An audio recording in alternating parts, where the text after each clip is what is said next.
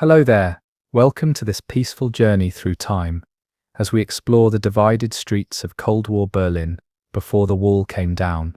If you're finding comfort in these historical whispers, I'd be so grateful if you could gently press the like button and perhaps subscribe if these stories bring you tranquility. I'm curious, where in our wide world are you listening from tonight, and what time is it in your corner of the earth? Perhaps you're drifting towards sleep in a quiet bedroom. Or maybe you're finding a moment of calm during a busy day. As you settle in, I wonder, have you ever imagined what it would feel like to live in a city, physically divided by ideology, where crossing a street might mean crossing between worlds? The story of divided Berlin begins in the quiet aftermath of catastrophe, in those strange, uncertain days following the Second World War. Imagine, if you will, a once mighty city now lying in ruins, its grand boulevards reduced to winding paths through mountains of rubble. The buildings that once stood proud now resembled broken teeth against the grey German sky. In these early days, before concrete walls and barbed wire fences, the division was less visible, but no less real. The Allied powers, America, Britain, France, and the Soviet Union, had carved a defeated Germany into occupation zones, with Berlin itself subdivided into 4 sectors despite being located deep within the Soviet zone of Eastern Germany. This division was meant to be temporary, a fleeting arrangement while Germany recovered from the darkness of its Nazi past. The 4 powers formed the Allied Control Council, which was intended to govern Germany as a single unit. They sat together in the former Kammerdricht building, a structure that had somehow survived the bombing, its neoclassical facade watching over a city in transition. The initial cooperation between these former allies was tentative but real, with military officers from opposing ideological systems working side by side in the same corridors, their boots echoing on marble floors that had witnessed so much history. In those early days, Berliners moved relatively freely between sectors, their papers checked at control points that were often just small wooden huts, staffed by bored soldiers smoking cigarettes. The physical markers of division were subtle, perhaps a change in the style of street signs, or the sudden appearance of Cyrillic lettering as you entered the Soviet sector. Walking through Berlin in 1946 or 1947, you might notice the different uniforms of occupation forces, but the city still felt whole, if wounded. People crossed sector boundaries to visit family, to work, or simply to find food in a time of desperate scarcity. The 4 sectors each had their distinct character, shaped by the occupying power. In the American sector, you might see jeeps patrolling the streets, GIs tossing chewing gum to children, and the first signs of rebuilding taking place with characteristic American efficiency and optimism. The British sector had a more reserved atmosphere, with military police in their distinctive red caps, maintaining an orderly presence. The French sector was smaller, concentrated in the northwest of the city, where French cultural influence began to seep into daily life. And then there was the Soviet sector, covering the eastern portion of the city, where red banners now hung from buildings and Soviet officers requisitioned the best remaining housing. For ordinary Berliners, these early days were less about geopolitics and more about survival. The winter of 1946 to 1947 was particularly harsh, with temperatures plummeting and fuel in desperately short supply. Families huddled together in apartments, with blown-out windows, covered with whatever materials could be scavenged.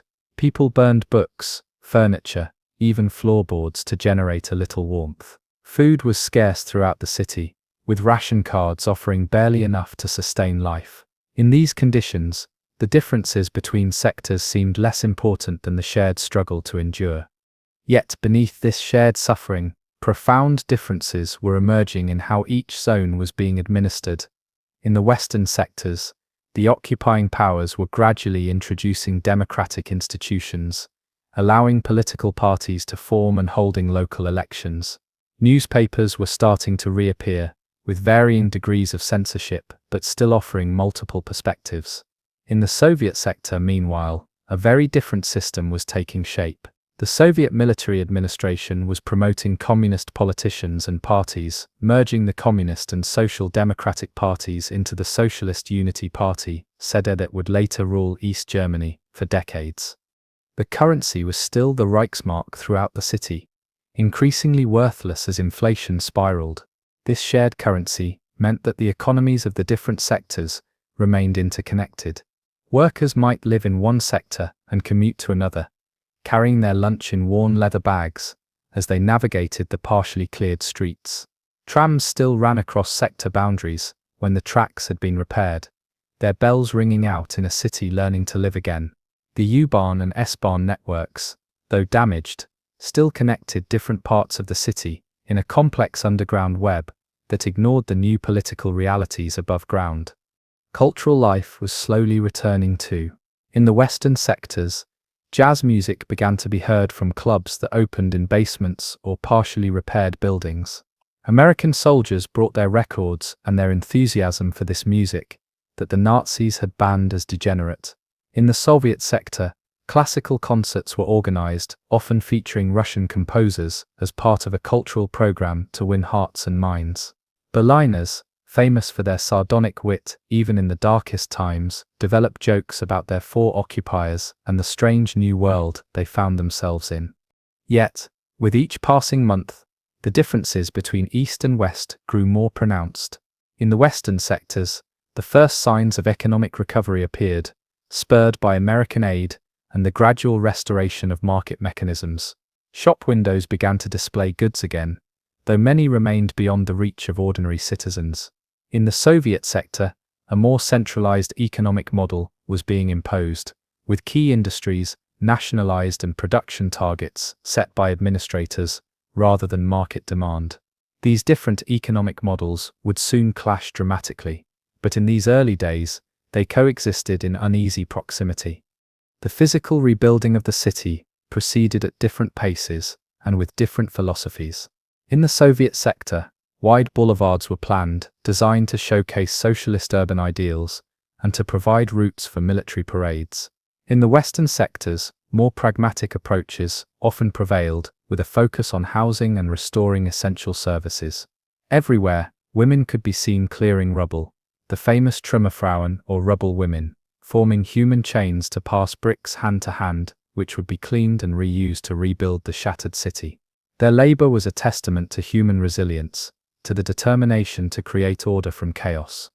For children growing up in this divided city, the boundaries between sectors became part of their mental landscape. They knew which streets marked the invisible lines, which soldiers would give them candy. Americans were famously generous, and which areas their parents told them to avoid. They played in the ruins, creating improvised playgrounds among the rubble, their games sometimes incorporating the new political realities. They might play border guards, or spies, innocently mimicking the tensions growing around them. Schools reopened with different curricula, depending on which sector they were in, planting the seeds of ideological division in young minds. As night fell over Berlin in these early years of division, the city took on a different character.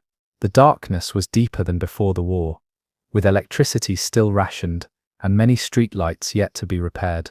The ruins created strange silhouettes against the night sky. Sounds carried differently through the opened-up urban landscape. Footsteps echoing, voices carrying across rubble fields, the occasional vehicle engine growling through empty streets. In this darkness, the boundaries between sectors became even more porous, with smugglers moving goods from one zone to another, evading the increasingly vigilant patrols. The seeds of the Cold War were being planted in Berlin's broken soil, taking root among the rubble and the memories. What had begun as a temporary administrative arrangement was hardening into something more permanent, more divisive. The city that had once been the unified capital of Germany was becoming the front line in a new kind of conflict, one fought not primarily with weapons, but with ideas, economic systems and ways of life. And for the people of Berlin caught in the middle of this emerging struggle, daily life became an exercise in navigating not just the physical ruins of their city, but the increasingly complex political landscape that was shaping their future. The tensions that had been building between the former allies erupted into open conflict in June 1948, though not with guns and tanks, but with blockades and airplanes. The Soviet Union, increasingly concerned about the economic reforms being implemented in the western zones of Germany, made a decisive move to force the Western powers out of Berlin. On June 24, they closed all land and water routes connecting West Berlin to Western Germany. Imagine waking up to find your city, already an island in Soviet-controlled territory, now completely cut off from vital supplies. Roads were blocked, rail lines severed, and canal traffic halted. The nearly 2 million residents of the western sectors faced a grim prospect: surrender to Soviet pressure or slowly starve. The blockade came in response to the introduction of a new currency, the Deutsche Mark, in the western zones of Germany. This currency reform, designed to combat the rampant black market and restore economic stability, was seen by the Soviets as a direct threat to their influence. When the Western Allies extended this new currency to their sectors of Berlin, it crossed a line for the Soviet leadership. They responded with a strategy that seemed certain to succeed. After all, a city of that size could never survive without ground transportation. Food stocks in West Berlin would last perhaps 3 weeks, coal for electricity even less. The Western powers faced an impossible choice: abandon Berlin and lose tremendous prestige, or risk armed conflict by attempting to break the blockade by force. But in those tense summer days, a third option emerged, an option so audacious that few believed it could succeed. General Lucius Clay, the American military governor, proposed supplying the entire city by air. The Berlin airlift, known to Germans as the Luftbrücke, or air bridge, would become one of the most remarkable humanitarian operations in history. Close your eyes and imagine the constant drone of aircraft engines overhead, day and night, as planes landed at Tempelhof Airport every 3 minutes at the height of the operation. The thundering rhythm of their landings became the heartbeat of West Berlin, a constant reminder that they had not been abandoned. For the people of West Berlin, the airlift transformed daily life in countless ways. Rationing became even more stringent, with electricity restricted to a few hours each day. Cooking became a challenge, with families gathering around small stoves, often improvised from salvaged materials. Water had to be collected from public pumps, as the pumping stations could not operate consistently without power. The western sectors became a place where everything was carefully measured and distributed. 1,500 calories per person per day was the target, though often the reality fell short. Berliners joked darkly about their situation, calling the powdered eggs and dried potatoes that arrived by air Luftfutter. In East Berlin, life continued more normally on the surface, with functioning utilities and regular food supplies. The Soviet authorities made sure that their sector was well provisioned, creating a deliberate contrast with the hardship in the West. They offered additional rations to any West Berliners willing to register in the East, a tempting proposition during the cold winter months.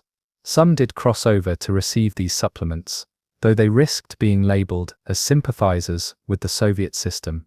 This division in daily experience began to create a psychological separation more profound than any physical barrier. Families and friends living in different sectors found their lives diverging in ways that would have been unimaginable just a few years earlier.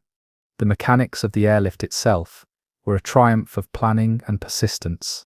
Initially, the operation seemed impossible. Experts calculated that at least 4,000 tons of supplies would be needed daily, far beyond what seemed feasible by air. But American and British creativity found ways to increase efficiency at every turn. Aircraft were unloaded with stunning speed, often in under 10 minutes, by crews that became increasingly skilled at their tasks. The flight patterns were precisely calculated to maximize safety in the narrow air corridors that the Soviets permitted. Weather became a critical factor, with fog or ice sometimes forcing temporary suspensions that would send ripples of anxiety through the waiting city. The human cost of the airlift was considerable. 39 British and 31 American airmen lost their lives during the operation, primarily in crashes caused by mechanical failure or weather conditions. For Berliners, these pilots became heroes, symbols of the determination to keep West Berlin free. Children would gather at the fences around Tempelhof, watching the planes descend with their precious cargo. Some pilots began dropping small parachutes with candy attached as they approached for landing, the famous candy bombers, whose small acts of kindness became legendary. One pilot, Gail Halvorson, started this tradition and became known to Berlin children as Uncle Wiggly Wings, because he would wiggle his plane's wings to signal that candy was about to fall. As the airlift continued into the autumn, and then the bitter winter of 1948 to 1949, the operation grew increasingly sophisticated. Engineers designed specialized planes and equipment. Maintenance crews worked around the clock in unheated hangars, their fingers numb with cold as they serviced the aircraft that could not stop flying. In Berlin itself, thousands of German workers, many of them women, unloaded the planes, regardless of weather conditions. Coal, the most essential commodity during the winter months, arrived covered in dust that would coat the workers from head to toe. They called themselves coal fairies, with characteristic Berlin humor, finding moments of lightness in their grueling work. The winter brought new challenges as temperatures plummeted. Berliners huddled in damaged buildings, using whatever materials they could find for insulation. Families would often sleep in a single room to conserve body heat. The moisture from their breath would freeze on the inside walls, creating patterns of ice crystals.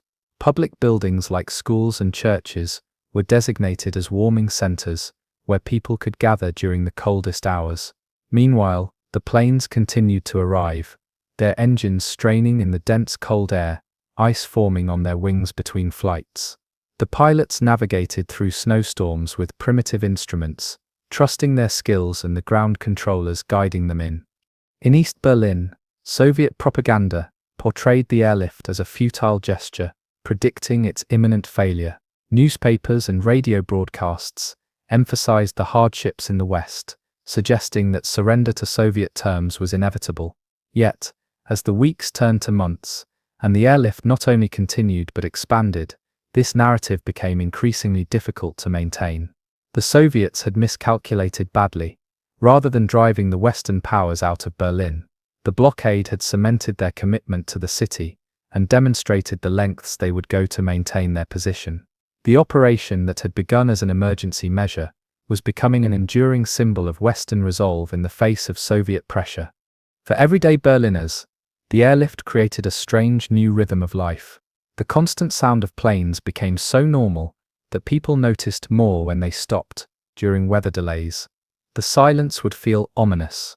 Jobs related to the airlift became some of the most reliable employment in the Western sectors, with thousands working at the airports or in the distribution centers. Communities organized around the schedules of supply deliveries, with neighborhood representatives waiting to collect allocations for their areas. Despite the hardships, a sense of solidarity emerged among West Berliners, a shared determination to endure that transcended previous political divisions. Conservative businessmen and social democratic workers found common ground in their resistance to Soviet pressure. By the spring of 1949, it had become clear that the blockade had failed in its primary objective.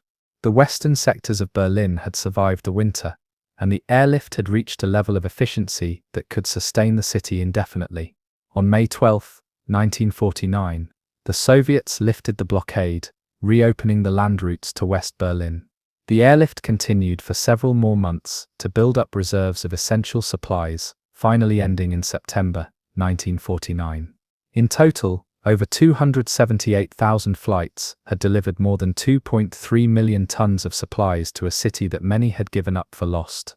The Berlin airlift had demonstrated the power of logistics and determination in the face of seemingly impossible odds. The aftermath of the airlift permanently altered Berlin's position in the emerging Cold War.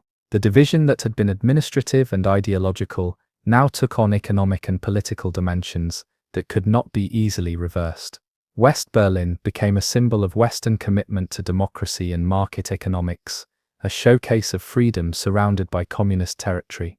East Berlin, meanwhile, was developed as the capital of the newly formed German Democratic Republic, a model socialist city that would demonstrate the superiority of the Soviet system. The blockade and airlift had transformed Berlin from a jointly occupied city to the most visible front line of a global ideological struggle. For the people living through these events, the grand geopolitical narratives were often secondary to the daily challenge of rebuilding lives in a divided city. Yet, The experience of the blockade and airlift left lasting impressions. West Berliners developed a special relationship with their American, British, and French protectors, seeing them not as occupiers, but as guarantors of their freedom. The airlift had demonstrated that they would not be abandoned, creating a foundation of trust that would endure through the coming decades of division. In the quiet moments between the roar of aircraft engines, a new Berlin was taking shape, resilient, determined, and increasingly defined by its position at the heart of the Cold War. In the heart of divided Berlin stood a small white guardhouse that became perhaps the most famous border crossing in Cold War history. Checkpoint Charlie, established in 1961 on Friedrichstrasse, was one of the few sanctioned crossing points between East and West Berlin after the construction of the wall. It was named according to the phonetic alphabet, Alpha, Bravo, Charlie, being the third checkpoint identified by the Western Allies. This unassuming structure, not much larger than a garden shed, became the stage for some of the most dramatic confrontations of the Cold War, a place where global tensions condensed into tense face-to-face encounters between opposing forces. Long before the checkpoint became infamous, Friedrichstrasse had been one of Berlin's elegant shopping streets, lined with department stores and cafes, where the fashionable gathered to see and be seen. The war had damaged much of this grandeur, but even in the divided city, the street retained some of its former character. On the western side, rebuilding had begun, with some shops reopening to serve both locals and the growing numbers of Allied personnel stationed in the city. On the eastern side, the Grand Friedrichstrasse train station, with its soaring iron and glass roof, continued to serve as a transportation hub, though increasingly under the watchful eyes of border guards and security officers. The establishment of Checkpoint Charlie came as a response to the sudden construction of the Berlin Wall in August 1961. Before the wall, sector boundaries had remained relatively porous, despite increasing restrictions.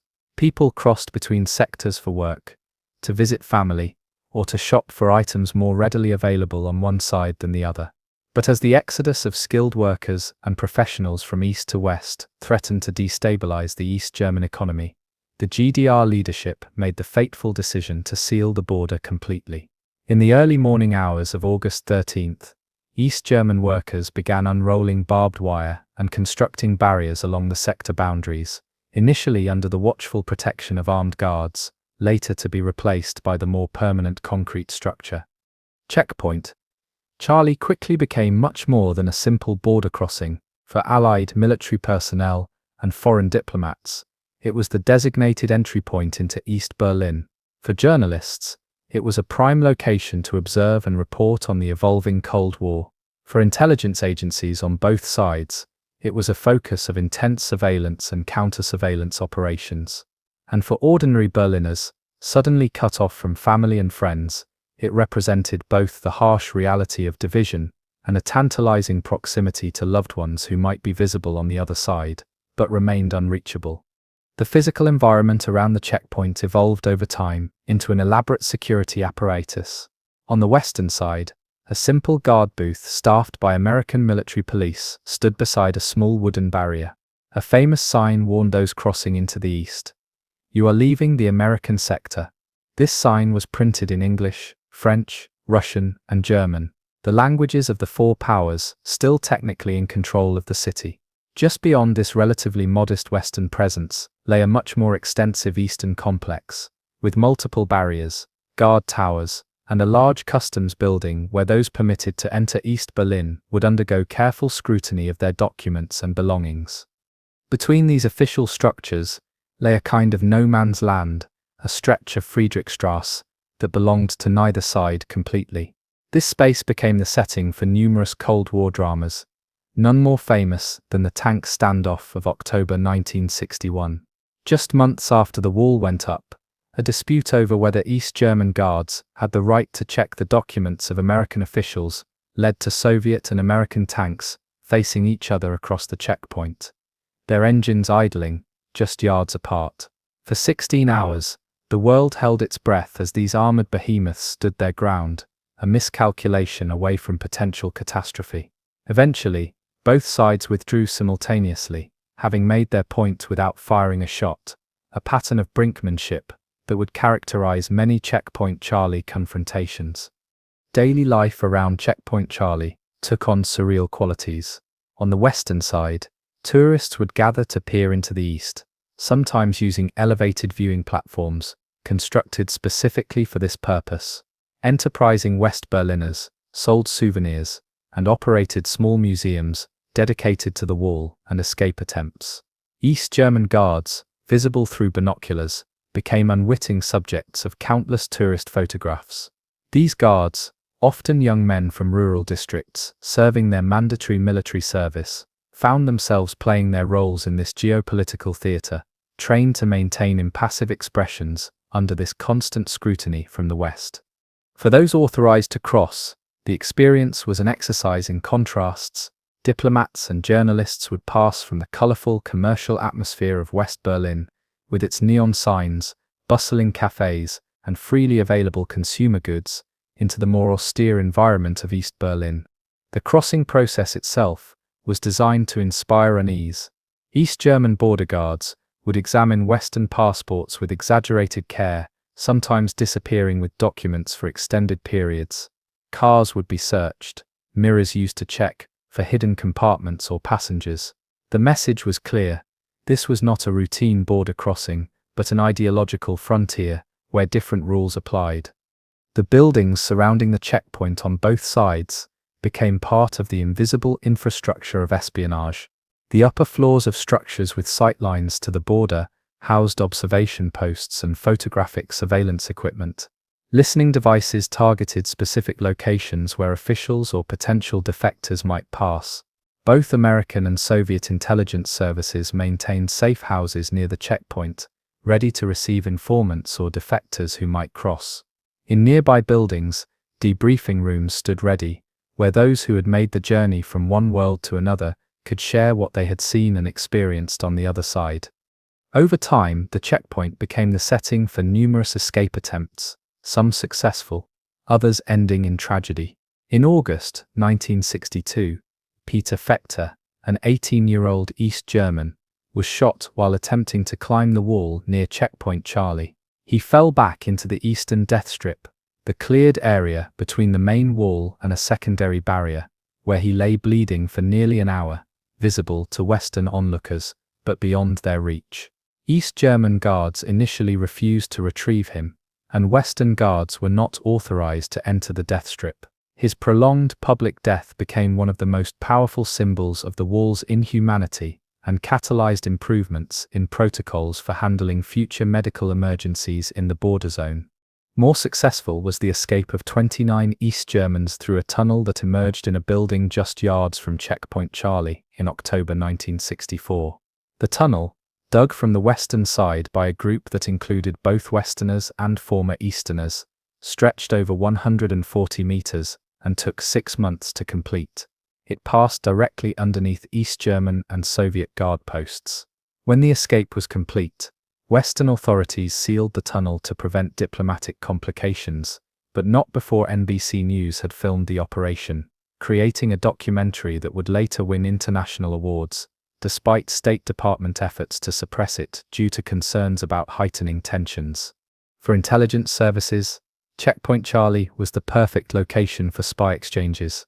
The most famous occurred on February 10, 1962, when American U-2 pilot Francis Gary Powers, shot down over the Soviet Union in 1960, was exchanged for Soviet spy Rudolf Abel.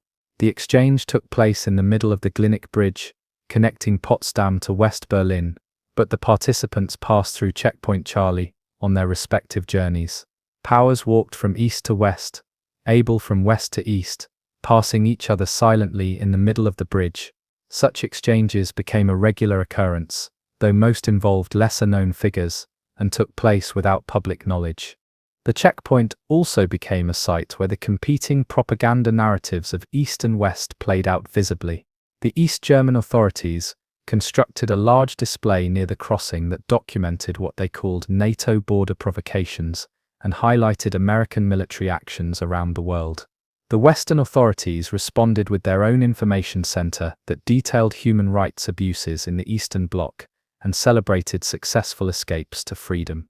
Tourists and locals alike could visit these competing narratives, displayed just yards apart, but presenting utterly different versions of reality. Despite its symbolic importance, much of the activity at Checkpoint Charlie was mundane. Border guards on both sides worked long shifts, checking documents, directing traffic, and maintaining vigilance against potential incidents.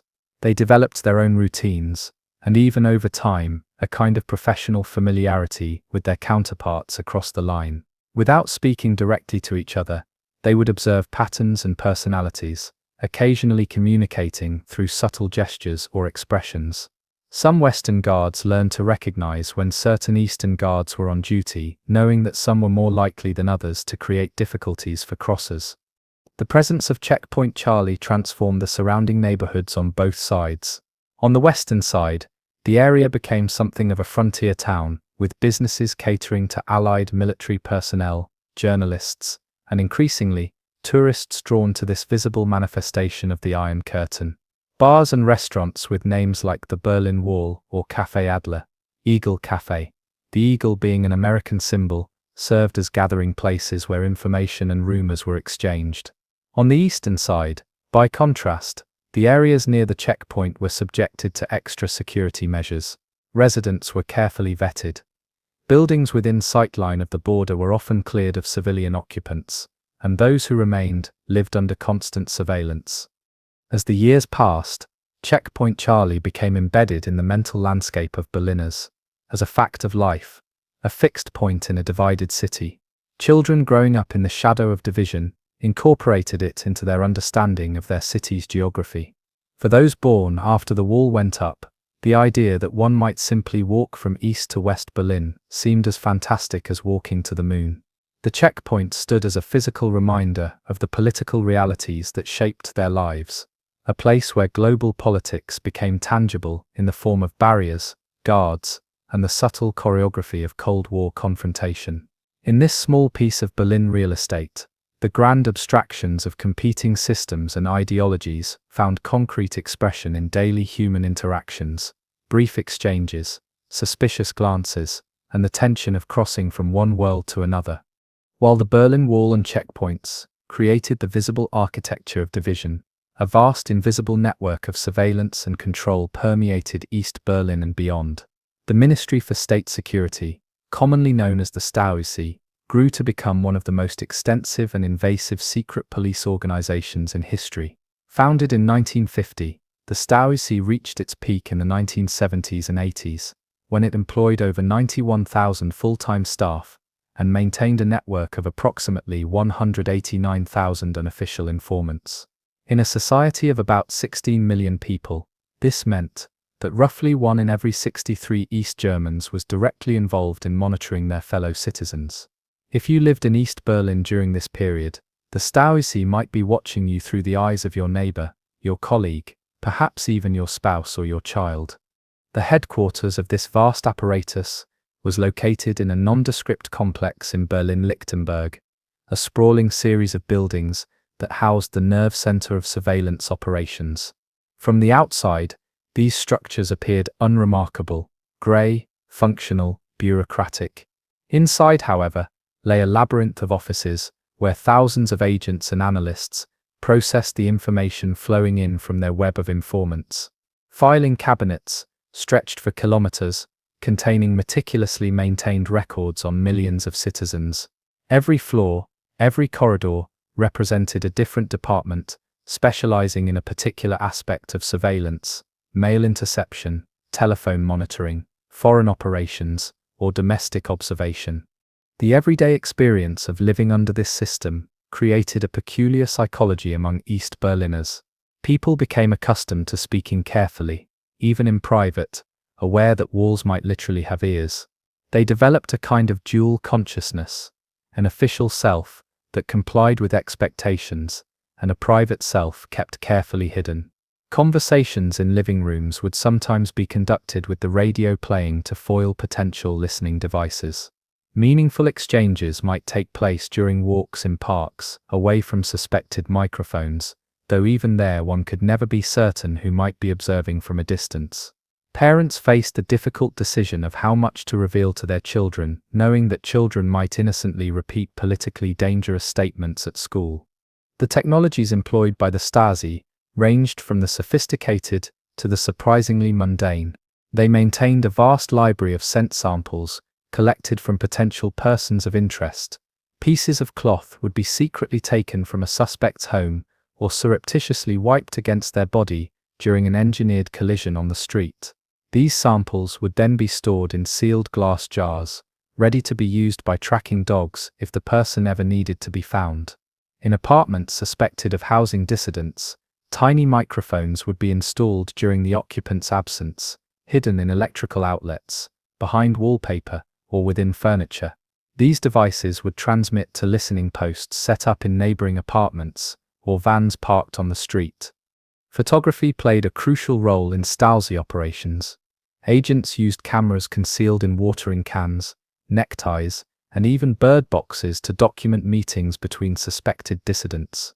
In crowded places like train stations or popular cafes, agents might carry specially modified briefcases with hidden camera lenses, capturing images of people coming and going, meeting, exchanging items. These photographs would then be meticulously catalogued and cross-referenced, building a visual record of social connections and activities that might later prove useful in investigations or recruitment attempts. The human dimension of surveillance was perhaps even more extensive than the technical. The Stasi cultivated informants in every apartment building, every workplace, every social club. These unofficial collaborators, known as inoffiziell Mitarbeiter or IMs, came from all walks of life. Some were true believers in the socialist system, seeing their reports as a civic duty. Others were coerced through threats to their careers or families. Still others were offered small privileges in an economy of scarcity, access to Western goods, better housing opportunities, or travel permissions. The motivations varied, but the effect was the same: a society where trust became a scarce and precious commodity. The recruitment of informants followed careful psychological patterns. Stasi officers were trained to identify potential vulnerabilities, marital problems, career frustrations, financial difficulties, or hidden secrets that could be leveraged. The approach would usually be gradual, beginning with seemingly innocent requests for information about workplace activities or neighborhood happenings. Over time, the requests would become more specific, the relationship more formalized. Many informants were never asked to sign official documents. The Stasi understood that psychological commitment could be stronger than written agreements. Once established, these relationships were maintained through regular meetings, often in safe houses scattered throughout the city. Ordinary apartments, maintained specifically for this purpose. The focus of Stasi attention extended beyond political dissidents, to include anyone whose behavior departed from socialist norms. Artists and writers found themselves under particular scrutiny, their work examined for hidden meanings or Western influences. Religious communities were infiltrated, with informants attending services and reporting on sermons or prayer group discussions. Young people who embraced Western music, fashion, or cultural trends might find themselves categorized as potentially subversive, their activities documented in growing personal files. Even seemingly apolitical social gatherings could attract attention if they occurred outside officially sanctioned contexts. The effects of this surveillance on daily life in East Berlin were profound and far-reaching.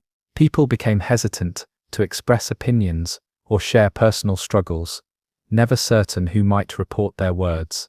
Friendships were approached with caution, with many East Berliners maintaining only a small circle of deeply trusted connections, often dating back to childhood, before the corrupting effects of the system had taken hold.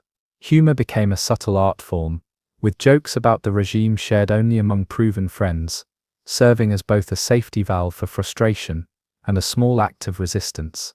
Body language and eye contact developed into sophisticated codes, subtle ways of communicating caution or reassurance without words. For those directly targeted by the Stasi, the consequences could be devastating. The preferred approach was not dramatic midnight arrests, but rather what was termed Zersetzung, a German word meaning roughly decomposition or biodegradation. This involved the systematic destruction of an individual's personal and professional life through carefully orchestrated actions. A target might find their mail mysteriously delayed or disappeared, their telephone malfunctioning, their professional reputation undermined by rumors. Friends would receive anonymous information, suggesting the target was themselves an informant. Job opportunities would vanish without explanation. The goal was to create a sense of persecution and paranoia that would neutralize the individual without creating a martyr. The physical infrastructure of surveillance extended throughout East Berlin's urban landscape. Certain buildings contained hidden observation posts, their windows darkened or disguised, allowing for the monitoring of public spaces or specific locations of interest. Unmarked vans with surveillance equipment inside would be parked strategically around the city, rotating regularly to avoid detection.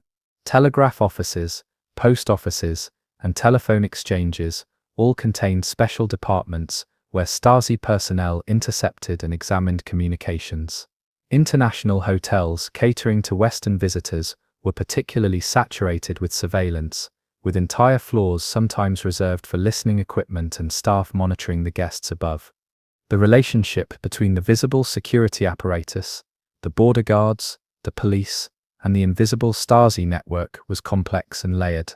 Uniformed services maintained public order and enforced regulations openly, while the Stasi operated in the shadows, gathering intelligence and identifying potential threats before they materialized. This division of labor created an environment where East Berliners felt the constant presence of authority without always being able to identify its source. The uniformed guard could be seen and avoided. The Stasi informant sitting at the next cafe table could not. As the years passed, the Stasi's methods became increasingly sophisticated, adapting to new technologies and social patterns. By the 1980s, computer systems were being employed to cross-reference and analyze the vast amounts of data collected. Statistical models were developed to identify potential troublemakers based on patterns of behavior. The goal remained consistent: total awareness of all significant activities within East German society, with particular focus on Berlin, as both the capital and the area most exposed to Western influence due to its unique geographic situation. Yet, despite this massive apparatus, or perhaps because of it, the Stasi ultimately failed in its core mission. The very system created to preserve the East German state contributed to its isolation from the true sentiments of its citizens. Reports traveled upward through the bureaucracy, often shaped at each level to meet expectations rather than reflect reality. Leaders received the information they wanted to hear, creating a feedback loop of self-deception. When the wall finally fell in 1989, the Stasi was caught by surprise, their elaborate systems unable to predict or prevent the sudden collapse of public support for the regime. In the final days of the GDR, as citizens began to occupy Stasi offices to prevent the destruction of files, the true scale of surveillance was revealed. In Berlin, the headquarters complex became the site of public demonstrations as people demanded access to their personal files. The subsequent opening of these archives revealed not just the extent of observation but its often mundane nature: reports on everyday conversations, documentation of ordinary lives, the granular detail of existence in a society where privacy had been systematically eliminated. For many East Berliners, reading their own Stasi files became a surreal experience, discovering which friends had reported on them, learning how many aspects of their lives had been observed and recorded by unseen watchers. Today, the former Stasi headquarters houses a museum where visitors can walk through preserved offices, see the surveillance technology, and understand the mechanisms of control that shaped life in East Berlin for decades. The files themselves, many partially destroyed in the final days, but painstakingly reconstructed, remain available for those who were targeted to review.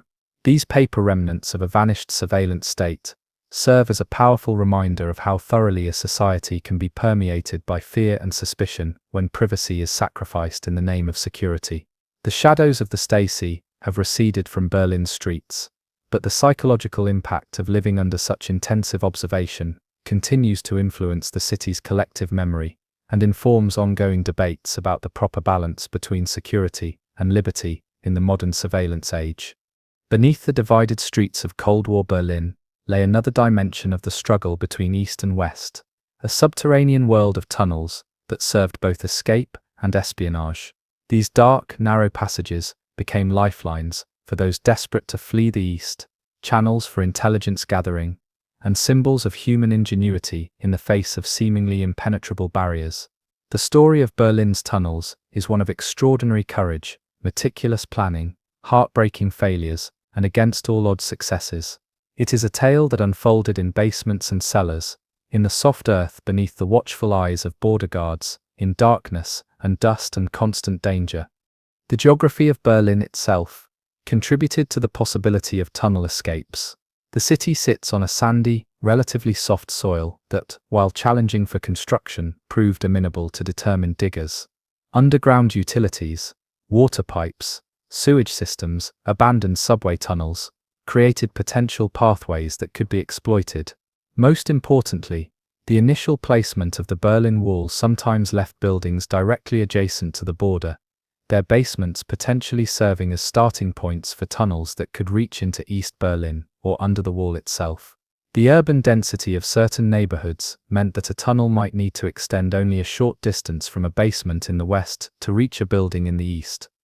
The earliest tunnel attempts began soon after the construction of the wall in 1961.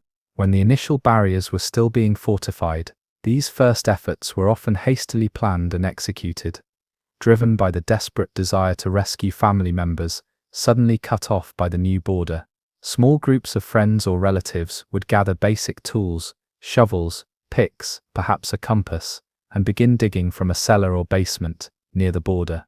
Working at night to avoid detection, these amateur miners would remove soil bucket by bucket, piling it in back rooms or secretly disposing of it elsewhere. Without engineering knowledge or proper equipment, many of these early tunnels collapsed or were discovered before completion. As the East German authorities became aware of these escape attempts, they responded with increased security measures. The death strip, the cleared area between the inner and outer walls, was widened in many places, making tunnels need to stretch further. Seismic sensors were installed to detect underground vibrations. Patrols with trained dogs inspected areas where tunnel activity was suspected. Buildings directly adjacent to the wall on the eastern side were often evacuated and sealed, their basements filled with concrete to prevent their use as tunnel endpoints. Hydrologists were employed to chart underground water flows that might reveal tunnel construction through changes in drainage patterns. Despite these countermeasures, a more organized approach to tunnel construction emerged by 1962. Groups formed specifically for the purpose of building escape routes, often led by students from the Free University in West Berlin. These groups approached tunnel construction with greater sophistication, using engineering principles to design supports, ventilation systems, and effective drainage. They would carefully survey potential routes, study soil conditions, and plan for the logistical challenges of removing tons of earth without detection. These operations required significant funding for equipment and supplies, sometimes provided discreetly by Western intelligence agencies, sometimes by media organizations eager for exclusive coverage of successful escapes. One of the most famous tunnel projects, known as Tunnel 57 inches, for the number of people who eventually escaped through it, began in a bakery in the wedding district of West Berlin in 1964. The tunnel stretched 145 meters, took 5 months to dig, and required the removal of more than 100 tons of soil. The diggers, a group of students and young professionals, worked in shifts around the clock, developing their own signaling systems, security protocols, and techniques for shoring up the tunnel walls with wooden supports. The entrance in the west was concealed beneath a large baking oven, while the exit emerged in an abandoned outhouse in East Berlin. When completed, the tunnel was approximately 12 meters below ground level, deep enough to avoid detection by the increasingly sophisticated East German security measures. The experience of digging these tunnels was physically and psychologically grueling. The spaces were typically only large enough for one person to work at the dig face at a time, lying flat or crouching in a space barely wider than their shoulders. Oxygen was limited. The air filled with dust that coated the lungs and throat. Water seepage was a constant concern, with some tunnels requiring hand-operated pumps working continuously to prevent flooding. The diggers worked in near-total darkness, with only small lamps providing illumination. The psychological pressure was perhaps even more intense. The constant fear of detection, the knowledge that discovery could mean imprisonment for themselves and disaster for those waiting to escape, and the claustrophobic conditions that tested even the most determined individuals. For those attempting to escape through these tunnels, the journey represented both tremendous hope and terrifying risk. The logistics of an escape operation were complex and dangerous. Potential escapees in the East had to be contacted discreetly, often through coded messages or trusted intermediaries. Meeting points and times had to be arranged with precision, and the escapees needed to reach these locations without arousing suspicion. The journey through the tunnel itself was harrowing, crawling through narrow, dark passages, often muddy and wet, sometimes for hundreds of meters, all while maintaining absolute silence to avoid detection by patrols or sensors above. Not all tunnel projects ended in success. One of the most tragic failures occurred in 1962, when a tunnel from Bernauer Strasse in West Berlin was discovered just as the first escapees were preparing to enter from the east. A firefight erupted between East German border guards and the tunnel organizers, resulting in the death of one guard. The East German government used this incident extensively in propaganda, portraying the tunnel diggers as violent criminals rather than helpers. The East Germans subsequently increased security along this section of the border and investigated everyone connected to the planned escape, resulting in numerous arrests and imprisonments. Beyond their role in escapes, tunnels also served intelligence purposes for both sides in the Cold War. Western intelligence agencies, particularly the CIA and British MI6, sponsored tunnel projects aimed at tapping into East German and Soviet communication lines. The most famous of these, known as Operation Gold or Operation Stopwatch, predated the Berlin Wall. Completed in 1955, this tunnel ran from the American sector in Rudow to the Soviet sector in Alt-Glienicke, intercepting Soviet military telephone cables. For nearly a year, Western intelligence gathered valuable information before the tunnel was discovered, though later revelations showed that Soviet intelligence had been aware of the operation from its inception through their agent George Blake. The East German security services, not to be outdone, created their own tunnels for surveillance purposes. In areas where buildings in West Berlin stood close to the border, the Stasi sometimes dug listening tunnels that allowed them to place microphones against basement walls or even breach into Western buildings. These intelligence tunnels were typically smaller and less extensive than escape tunnels, but represented another dimension of the underground struggle between the opposing systems. The Stasi also maintained detailed maps of the sewage and utility networks that ran beneath the city, monitoring these potential escape routes with regular inspections and sometimes installing bars or alarms at critical junctions. The human stories connected to these tunnels reveal the personal dimensions of the Cold War division. Families were torn apart by the border, with parents separated from children, siblings from each other, engaged couples suddenly finding an insurmountable barrier between them. These personal separations drove many of the most determined tunnel projects. One such story involved a young West Berlin student who, upon learning that his fiancée was trapped in the East, gathered friends and spent 3 months digging a tunnel. When the passage was finally complete, not only did his fiancée escape, but 28 others came through as well, each with their own stories of separation and reunion. Media coverage of successful tunnel escapes became a sensitive issue in Cold War politics. Western news organizations, particularly American television networks, sometimes provided funding for tunnel operations in exchange for exclusive coverage rights. This practice raised ethical questions. Was it journalism or active intervention in the Cold War? The most controversial case involved NBC, which funded a tunnel in 1962 in exchange for exclusive filming rights.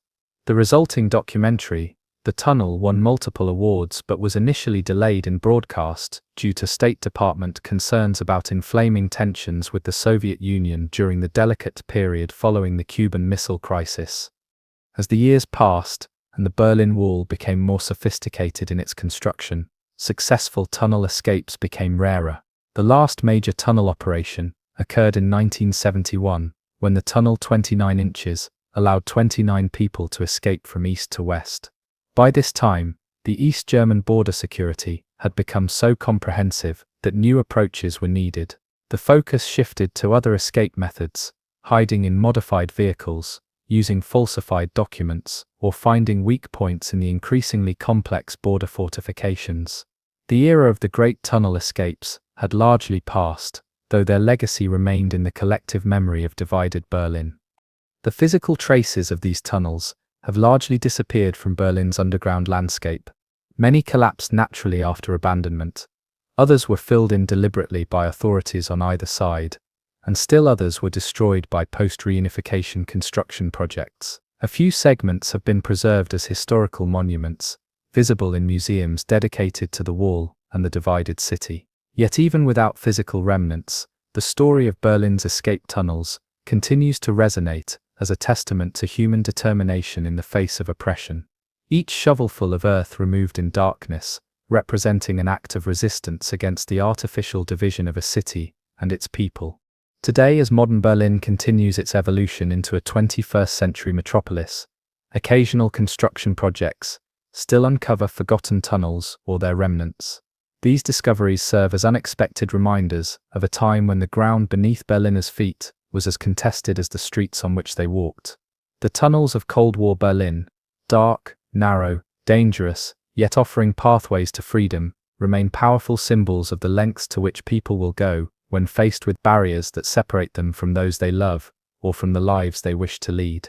In the soft earth beneath the divided city, ordinary people created extraordinary passages, proving that even the most formidable walls may be overcome by those with sufficient courage, ingenuity, and determination to dig beneath them. The grand narratives of geopolitics and espionage often overshadow the everyday realities of life in divided Berlin. Yet it was in the mundane details of daily existence, shopping for groceries, commuting to work, raising children, finding entertainment, that the profound differences between East and West Berlin were most consistently experienced by ordinary citizens. Walking the streets of West Berlin in the 1970s or 80s, you would encounter a vibrant, if somewhat artificial, capitalist showcase.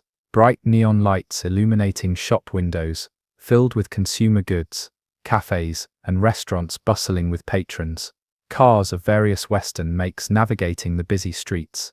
Cross into East Berlin through Checkpoint Charlie, and you entered a noticeably different world, more subdued in its commercial activity, more uniform in its visual aesthetic, moving to a different rhythm dictated by the priorities of a centrally planned economy. Housing told much of the story of these contrasting systems. In West Berlin, a mix of pre-war buildings and modern developments created a varied urban landscape. The reconstruction after wartime destruction had followed Western architectural trends, with some neighborhoods embracing modernist designs, while others restored traditional facades. Private ownership existed alongside public housing projects, creating diverse residential options, though always constrained by the limited space of the walled enclave. Rents were controlled to some degree, but followed market principles, with location and quality determining price. Housing allocation was primarily through economic means. Those with more resources had more choices. In East Berlin, by contrast, housing was considered a basic right rather than a market commodity. Rents were kept artificially low, typically consuming only about 5% of a family's income, but housing was allocated through a complex bureaucratic process rather than market mechanisms. The waiting list for an apartment could stretch for years, with priority given based on political reliability, workplace recommendations, and family circumstances. Many East Berliners lived in pre-war buildings that had seen minimal renovation since the 1940s, with coal heating, shared bathrooms, and deteriorating infrastructure. Beginning in the 1960s, the East German government embarked on massive housing projects using prefabricated concrete panels, creating entire districts of identical apartment blocks like Marzahn and Hellersdorf.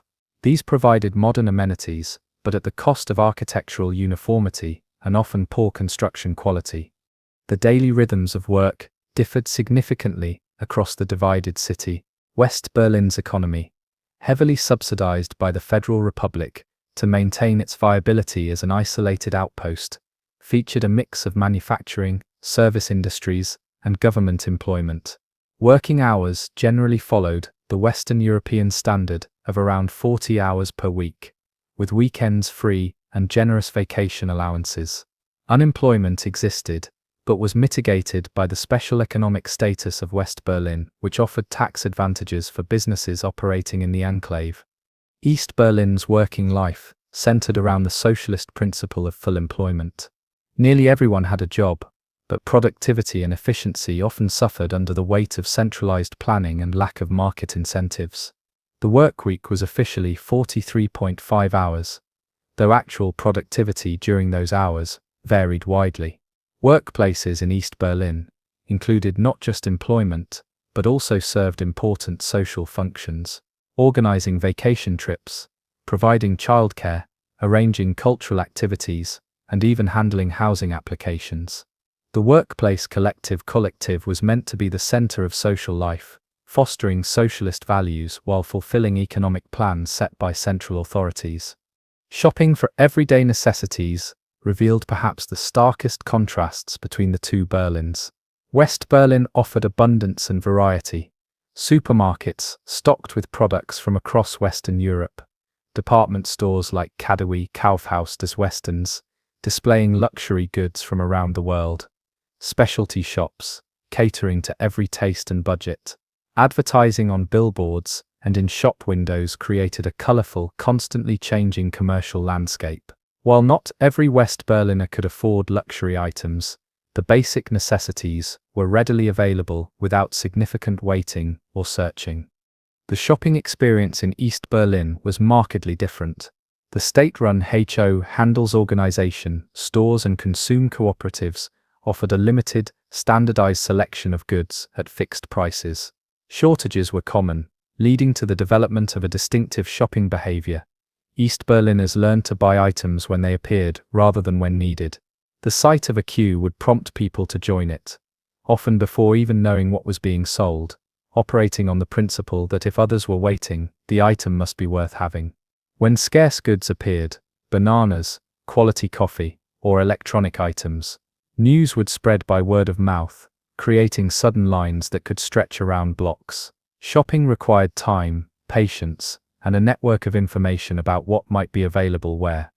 The contrasts extended to the tables of East and West Berliners. West Berlin's food culture embraced international cuisine, with restaurants offering Italian, Greek, Turkish, and other global flavors alongside traditional German fare. Supermarkets stocked fresh produce year-round, imported if necessary, regardless of season. Coffee, chocolate, tropical fruits, and other once luxury items had become everyday staples. Food advertising and glossy cooking magazines promoted culinary variety and sophistication as part of the Western lifestyle. East Berlin's food culture remained more traditional and was subject to the limitations of the planned economy. Seasonal availability strongly determined what appeared on tables, with winter months offering a much reduced selection of fresh produce.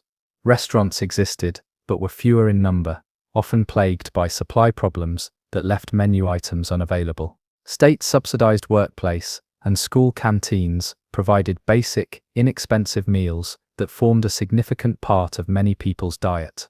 Distinctive East German food products developed, some out of necessity, like Spreewald pickles, and others as substitutes for unavailable Western items, like Vita Cola instead of Coca-Cola. Childcare and education systems reflected the different social priorities of the two systems. East Berlin offered extensive, heavily subsidized childcare, beginning from infancy. The state-run Kinderkrippen, nurseries and Kindergärten made it possible for mothers to return to work quickly after giving birth, supporting the East German policy of high female workforce participation.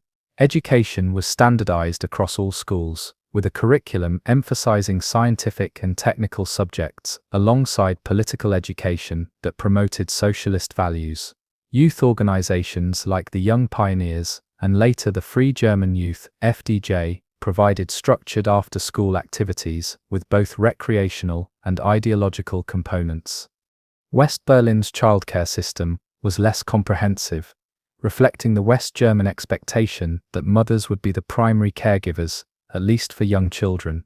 Kindergartens existed, but were not as universally available or affordable as in the East.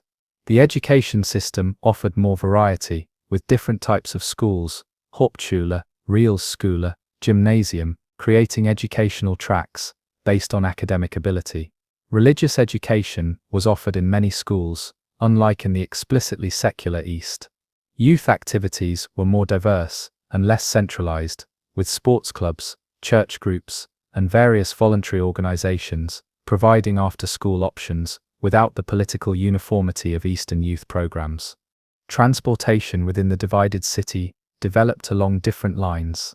West Berlin invested heavily in its portion of the public transportation system, maintaining and expanding the U-Bahn subway and bus networks, despite the challenges of the city's divided infrastructure. Private car ownership grew steadily, with Western European and American models filling the streets and creating increasing traffic and parking challenges. The limited size of West Berlin meant that public transportation could effectively serve most areas, though cars remained important status symbols in the consumer-oriented society. East Berlin prioritized public transportation over private vehicles, in keeping with socialist planning principles. The streetcar network, largely dismantled in West Berlin, was maintained and expanded in East Berlin, becoming a characteristic feature of the eastern half of the city. The S-Bahn elevated railway, operated by the East German Railway, throughout both halves of the city, until 1984, was better maintained on the eastern side. Car ownership was possible, but required long waiting periods, often years for models like the Trabant or Wartburg, and represented a major investment for an East Berlin family. The limited private traffic meant less congestion, but also less mobility and flexibility for ordinary citizens. Cultural and entertainment options diverged significantly between East and West.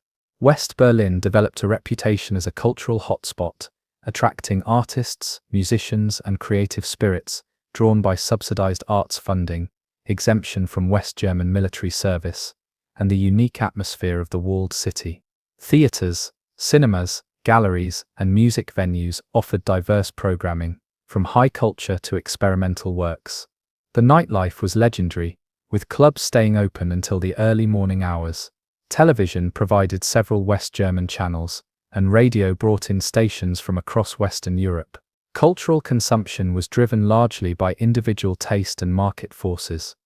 East Berlin's cultural landscape was more carefully curated, with state support focused on traditional institutions like the Berliner Ensemble Theater, the Staatsoper, State Opera, and museums that emphasized German cultural heritage and socialist achievements. Cultural expression was subject to ideological constraints, though these varied in severity over the decades. Entertainment options were more limited and often had educational or political dimensions. Television offered 2 official channels, while radio, despite efforts at jamming, could receive Western broadcasts, providing many East Berliners with an alternative information source. Youth culture found limited official outlets, leading to underground scenes that appropriated and adapted Western influences, despite official disapproval. The experience of public space reflected fundamental differences in how the two systems viewed the relationship between citizens and the state. West Berlin's public spaces encouraged consumption and individual expression, shopping streets, cafe terraces, commercial advertisements dominating the visual landscape. Political demonstrations were permitted, reflecting the democratic system, though subject to regulation by Western Allied authorities, as well as West Berlin police. Public behavior was governed primarily by social norms, rather than explicit political expectations. East Berlin's public spaces were more explicitly political, with socialist monuments, ideological displays, and state symbols prominent in the urban environment. May Day parades and other state-organized mass events regularly transformed major thoroughfares, like Unter den Linden, into stages for displaying socialist unity and strength. Surveillance was a constant factor in public spaces, creating a more reserved public behavior. Political conformity was expected in official contexts, leading many East Berliners to develop a dual persona. A public face that complied with expectations and a private self shared only with trusted friends and family.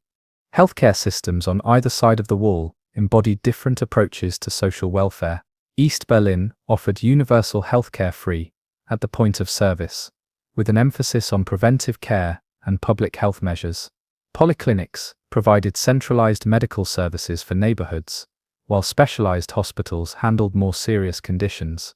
The system ensured basic care for everyone, but struggled with obtaining advanced medical technologies and certain medications.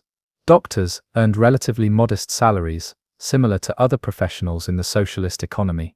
West Berlin's healthcare followed the West German insurance-based model, with most residents covered by either public or private health insurance.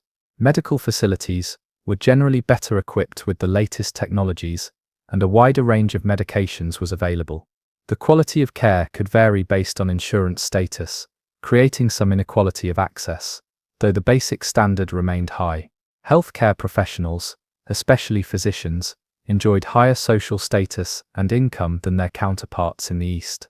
Perhaps most poignantly, family life itself adapted to the reality of division.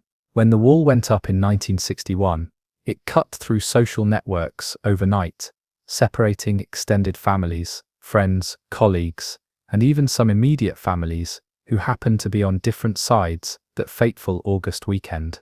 Over the years, East Berliners with relatives in the West might receive occasional care packages, Westpaket, containing coffee, chocolate, or clothing items unavailable in the East. West Berliners could apply to visit family in the East through a complicated permit process. While East Berliners' ability to visit the West depended on age, retirees were gradually granted more travel privileges and political reliability. As the decades of division stretched on, these contrasting daily realities shaped different mentalities and social behaviors on either side of the wall. West Berliners developed a certain cosmopolitanism, combined with the unique perspective of living on a democratic island surrounded by communist territory. East Berliners cultivated resourcefulness, complex social networks for mutual assistance, and often a dry, subtle humor that could safely navigate the constraints of life under surveillance. Though physically separated by just a few hundred meters of concrete and barbed wire in some places, residents of the two Berlins lived in parallel worlds, each with its own rhythms, challenges, and adaptive strategies. When the wall finally fell in 1989, it was these differences in everyday experience, accumulated over decades of separation, that made reunification not just a political process, but a complex social and psychological journey for the people of the once and future unified Berlin. In the shadow of the Berlin Wall, an intricate economic ecosystem developed that defied the official separation of the city. Despite the physical barriers and ideological differences, money, goods, and services found ways to flow between East and West, creating a complex underground economy that responded to the shortcomings of both systems. This parallel economic world, operating in grey and black markets, reveals much about how ordinary Berliners adapted to division, exploiting gaps and inconsistencies in the border regime to meet needs unaddressed by official channels. The economics of division became a testament to human ingenuity and the persistent power of supply and demand to overcome even the most formidable barriers. The foundation of this shadow economy lay in the fundamentally different economic systems operating on either side of the wall. West Berlin functioned as a showcase of Western capitalism, heavily subsidized by the Federal Republic, to maintain its viability as an isolated outpost. East Berlin operated under central planning, with prices, wages, and production quotas set by state authorities rather than market forces. This created significant price differentials for similar goods and services, providing powerful incentives for arbitrage, buying where prices were lower and selling where they were higher. When a pair of jeans might cost 10 times more in East Berlin than in the West, or when a handcrafted item from the East could fetch premium prices as a curiosity in Western shops, opportunities for profit abounded for those willing to navigate the risks. Currency exchange formed the cornerstone of much illicit border trade. Officially, the East German mark was valued at parity with the West German mark, 1-to-1. This political fiction had little relation to economic reality, where the actual purchasing power and international value of the currencies diverged dramatically. On the black market, East marks typically traded at rates between 5 and 10-to-1 West mark, reflecting their limited usefulness and the stronger West German economy. Currency exchange took place through a variety of channels, in dimly lit back rooms of West Berlin bars known to cater to Eastern visitors, through trusted intermediaries who operated on both sides of the border, or via Western tourists willing to exchange currency at favorable rates to lower their costs in the East. West Berlin banks unwittingly facilitated aspects of this underground economy. The socialist authorities in the East required Western visitors to exchange a minimum amount of hard currency into East marks at the artificial official rate, effectively a tax on tourism and family visits. Savvy travelers would exchange only the minimum required officially, then use black market channels for additional funds. Some would exchange money at the official rate, then sell the East marks back to East Germans at a more favorable rate, allowing both parties to benefit from the transaction. These activities technically violated East German law and could result in severe penalties if detected, including imprisonment for economic crimes against the state. For East Berliners, access to Western currency represented a significant advantage in a system of chronic shortages. Western marks could be used in the intershop network, special stores established by the East German government that sold Western goods exclusively for hard currency. Originally intended for Western tourists and diplomats, these shops increasingly served East Germans with access to Western money through relatives abroad or underground exchanges. The intershops created a parallel retail environment where coffee, chocolate, quality clothing, and electronics, unavailable in regular East German shops, could be purchased if one had the right currency. This system effectively created a two-tier society within East Berlin, those with access to Western currency and those without. The flow of physical goods across the divided city took numerous creative forms. Before the wall was fully fortified, smuggling occurred through gaps in the barrier, or with the complicity of border guards who might be bribed to look the other way. As the border became more impenetrable, smuggling routes diversified. Western visitors to the East would wear multiple layers of clothing to bring in valuable items, jeans, cosmetics, electronics, and leave them with Eastern friends or relatives. Diplomatic vehicles, which were subject to less rigorous searches, sometimes carried contraband, along with official cargo. Specially modified cars with hidden compartments transported high-value, small items across checkpoints, taking advantage of the impossibility of thoroughly searching every vehicle without bringing border traffic to a complete halt. Certain locations in West Berlin became known as hubs for East-West economic transactions. The Zoo Station area, with its mix of legitimate businesses and shadowy enterprises, attracted currency dealers and middlemen who facilitated exchanges of goods and money. Bars near the border checkpoints developed reputations as meeting places where deals could be arranged. The western side of Checkpoint Charlie attracted a particular type of entrepreneur who specialized in navigating the complexities of the border economy.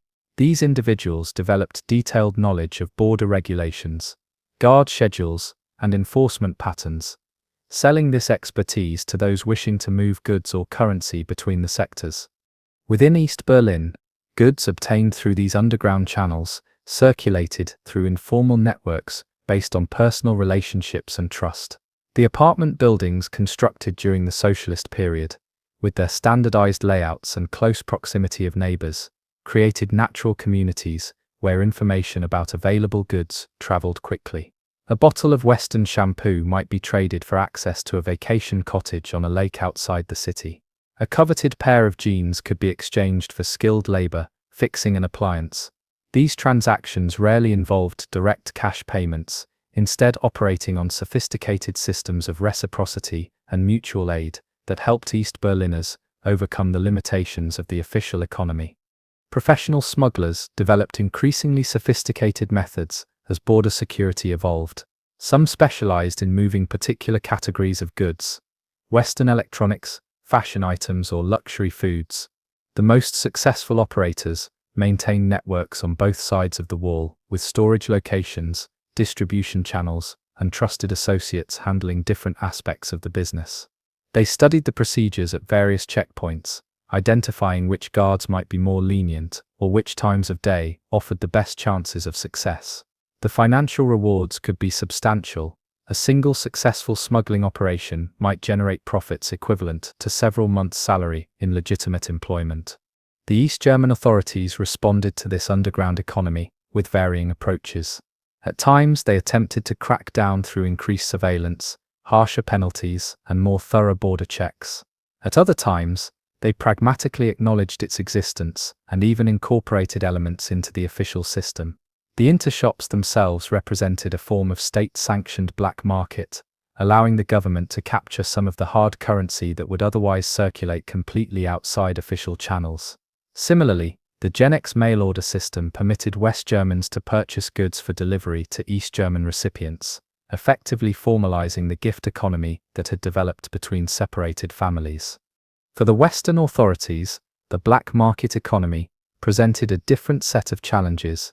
While not officially condoning illegal currency exchange or smuggling, they recognized that these activities undermined the East German system and created connections between the divided populations. West Berlin police might periodically raid known currency exchange locations to maintain appearances, but enforcement was often selective and penalties relatively minor. The economic warfare aspect of the Cold War meant that Western authorities had little incentive to vigorously police activities that weakened the East German economy or demonstrated its inability to satisfy consumer demands. Tourism created additional dimensions to the border economy. Western visitors to East Berlin were required to exchange a minimum amount of Western currency at the artificially favorable official rate, essentially a tax that provided the East German government with valuable hard currency. These visitors would then spend their East marks on meals, cultural events, or souvenirs, often finding prices remarkably low by Western standards due to the exchange rate advantage. This created a form of tourism arbitrage, where Western visitors could enjoy East Berlin's cultural offerings at a fraction of comparable Western prices. Certain restaurants and shops in East Berlin, recognizing this dynamic, would orient their offerings toward Western tourists, creating yet another parallel economic structure. Eastern goods flowed westward as well, though in different forms. Handcrafted items from the East, Erzgebirge, wooden figurines, Meissen porcelain, hand-blown glass, found ready markets in the West, where their craftsmanship and exotic origin added to their appeal. The East German government encouraged this export trade as a source of hard currency, establishing special shops in East Berlin, where Western visitors could purchase these items. Alongside these official channels, personal networks facilitated the movement of Eastern crafts and antiques westward, often carried by visitors returning home or transported through the complex smuggling infrastructure that had developed around the divided city. The human cost of participation in this underground economy could be severe. East Germans caught engaging in unauthorized currency exchange or smuggling faced harsh penalties, including lengthy prison sentences. The Stasi maintained special departments focused on economic crimes, employing informants and surveillance to identify those involved in black market activities. Those caught could face not only legal consequences but also loss of employment, housing, and educational opportunities for themselves and their families. Yet despite these risks, the economic pressures and opportunities were sufficient to sustain a vibrant underground economy throughout the decades of division. For many East Berliners, participation in the shadow economy became a form of passive resistance to a system that failed to meet their needs. By seeking Western goods, exchanging currency at market rather than official rates, or engaging in unauthorized private enterprise, they were voting with their economic choices against the limitations of the socialist economy. This quiet economic dissent, multiplied across thousands of individual decisions and transactions, steadily undermined the legitimacy of the East German system. The authorities found themselves in a bind. Cracking down too harshly would increase popular resentment, while turning a blind eye would encourage further expansion of alternative economic structures. As the 1980s progressed, the gap between the official and unofficial economies in East Berlin grew increasingly untenable. The state's ability to control economic activity eroded as more citizens participated in grey or black market transactions. Western television, visible in most East Berlin homes despite official disapproval, constantly displayed the consumer goods available just kilometers away, fueling desire for products the socialist economy could not provide. The economic strains of maintaining the elaborate border security apparatus, combined with the broader economic challenges facing the Soviet bloc, created pressures that would eventually contribute to the system's collapse. When the wall finally fell in November 1989, the underground economic networks that had developed during decades of division played a role in the immediate aftermath. Those with experience navigating between the two systems found opportunities in the chaotic transition period. Currency exchangers already knew the realistic value of the East Mark and could advise on financial matters. Smugglers understood both markets and could facilitate new legitimate business connections.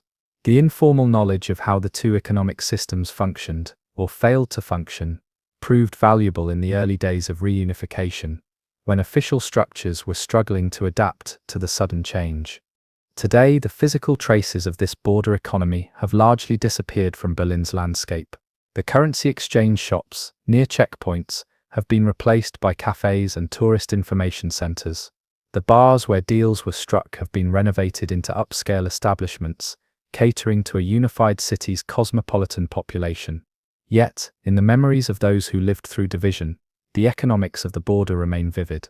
The whispered exchanges of Western marks in darkened hallways, the subtle thrill of wearing smuggled Western fashion, the complex calculations of risk and reward that accompanied every cross-border transaction. These experiences shaped a generation of Berliners, teaching lessons about adaptability, resourcefulness, and the persistent human drive to overcome artificial barriers.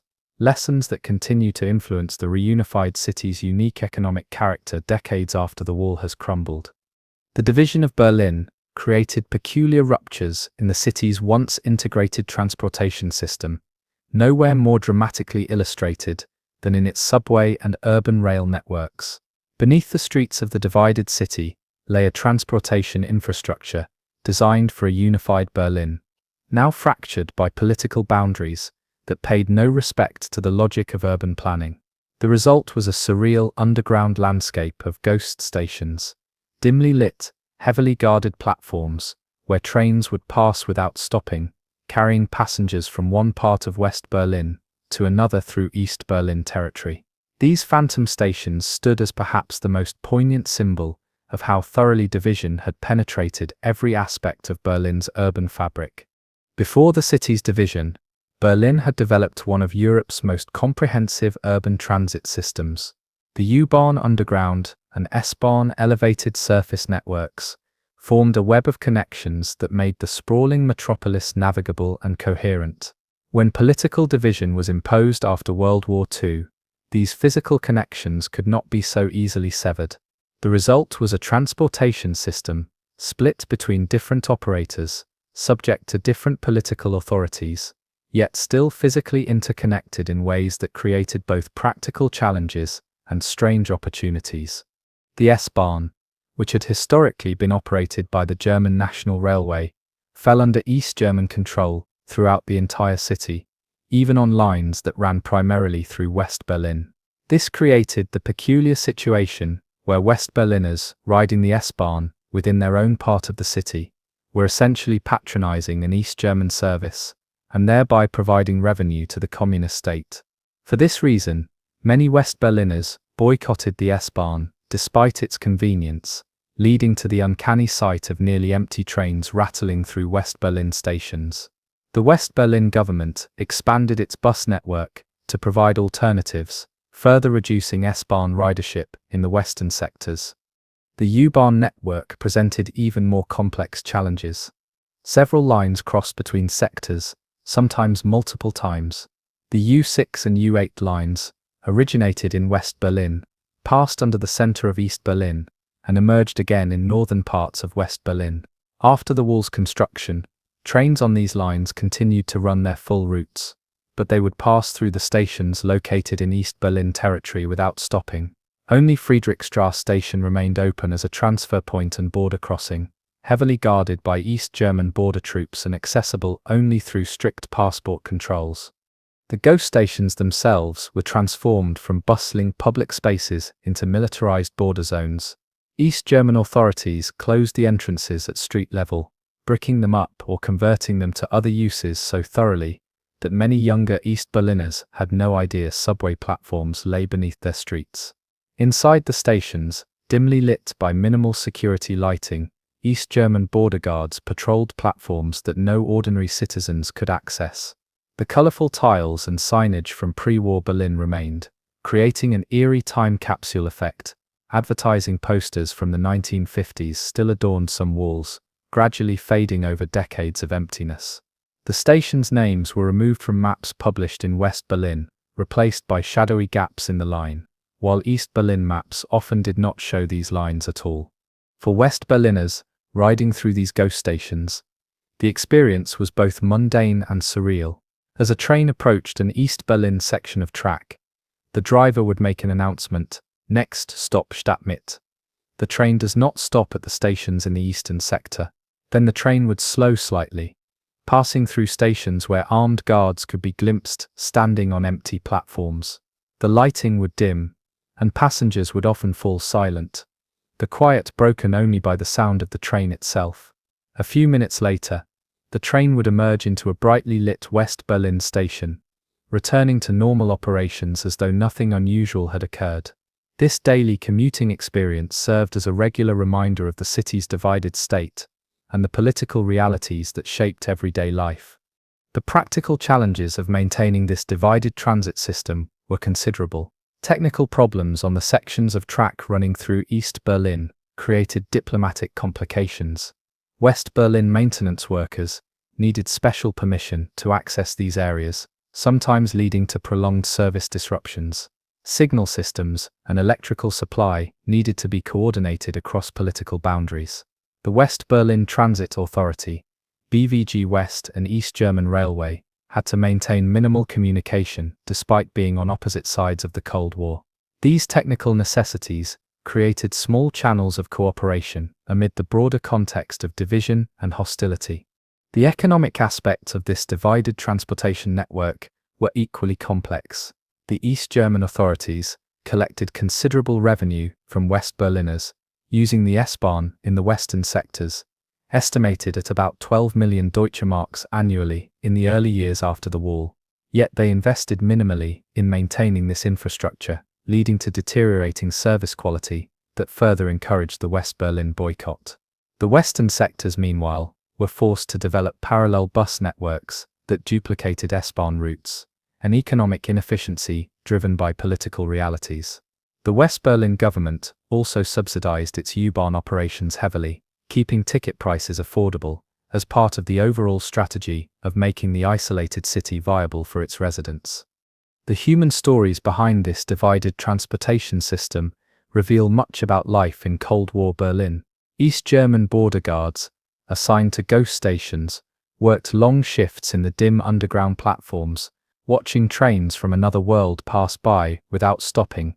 Their job combined monotony with the constant tension of border security, watching for escape attempts, and maintaining vigilance in these liminal spaces where two systems came into unusually close proximity. Some guards described the strange sensation of seeing West Berliners going about their daily commutes just meters away, separated by nothing more than air, yet utterly untouchable across the political divide. For the train drivers, navigating this divided system required special awareness and training. Driving through East Berlin territory meant following specific protocols, maintaining designated speeds, never stopping even in emergencies without authorization, reporting any unusual observations to authorities upon return to Western territory. Some drivers described the unsettling feeling of responsibility when passing through ghost stations, knowing that a mechanical failure in the wrong location could create an international incident. Yet, for most, the experience eventually became routine, an unusual but accepted part of the job in a city where the abnormal had become normal. The ghost stations created a particular psychological effect on the city's consciousness. For West Berliners, these inaccessible places represented the larger reality of being an island in hostile territory, with destinations visible but unreachable. For East Berliners, especially the younger generation who grew up after the wall, the sealed stations represented unknown spaces in their own city, their existence sometimes learned about only through whispers or illegal Western television broadcasts. The stations existed in a kind of limbo, physically present yet officially erased, much like many other aspects of life in the divided city. Some ghost stations played unexpected roles in the history of escape attempts. In January 1985, an East German couple named Karin and Detlef FMS discovered that a maintenance door in the Janowitzbrücke ghost station had been left unlocked. They descended onto the tracks with their infant daughter and hid in a service niche, timing their movements based on the schedule of West Berlin trains they had memorized from Western radio broadcasts. When a train from West Berlin passed, they ran alongside it, signaling frantically to the driver, who opened the doors against regulations.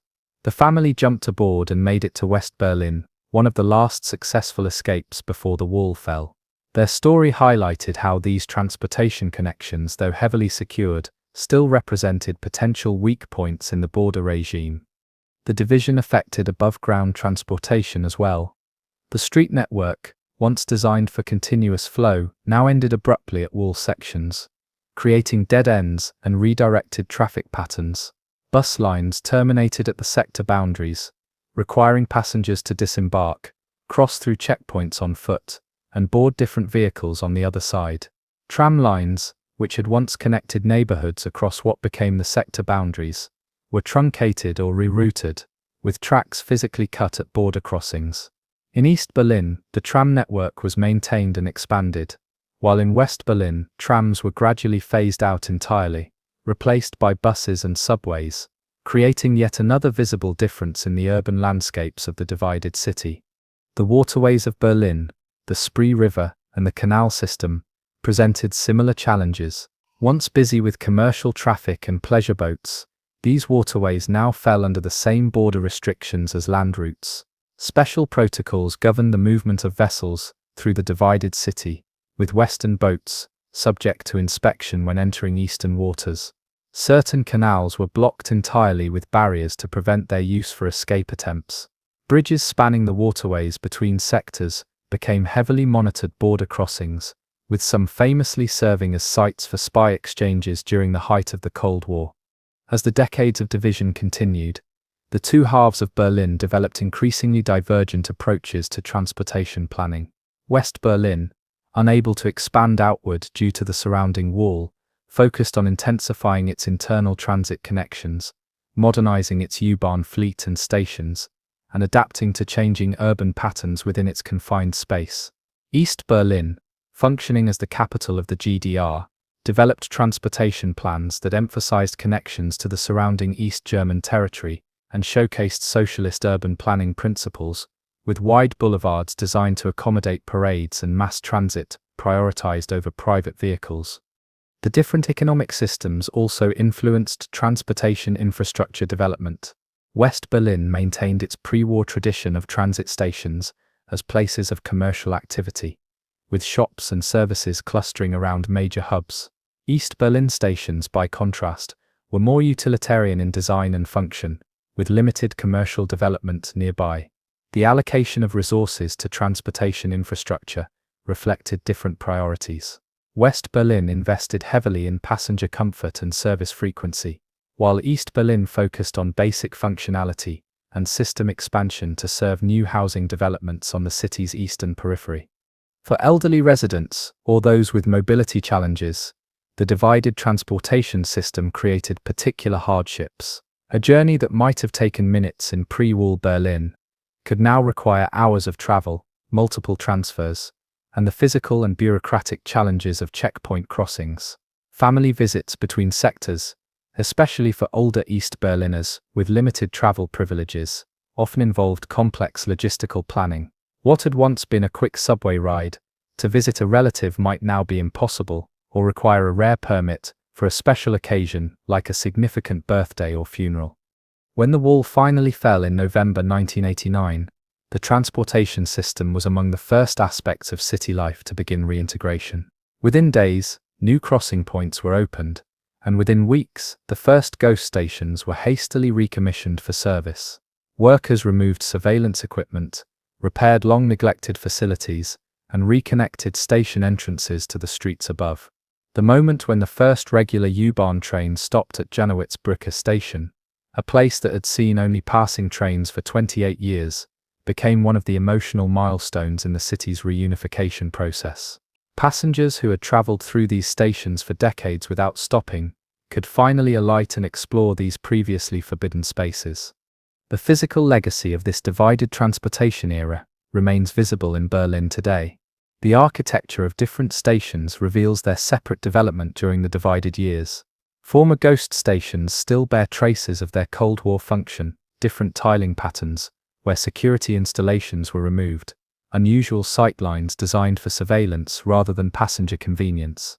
The S-Bahn network, reunified under a single operator, still shows the effects of decades of underinvestment in the western sections during East German operation.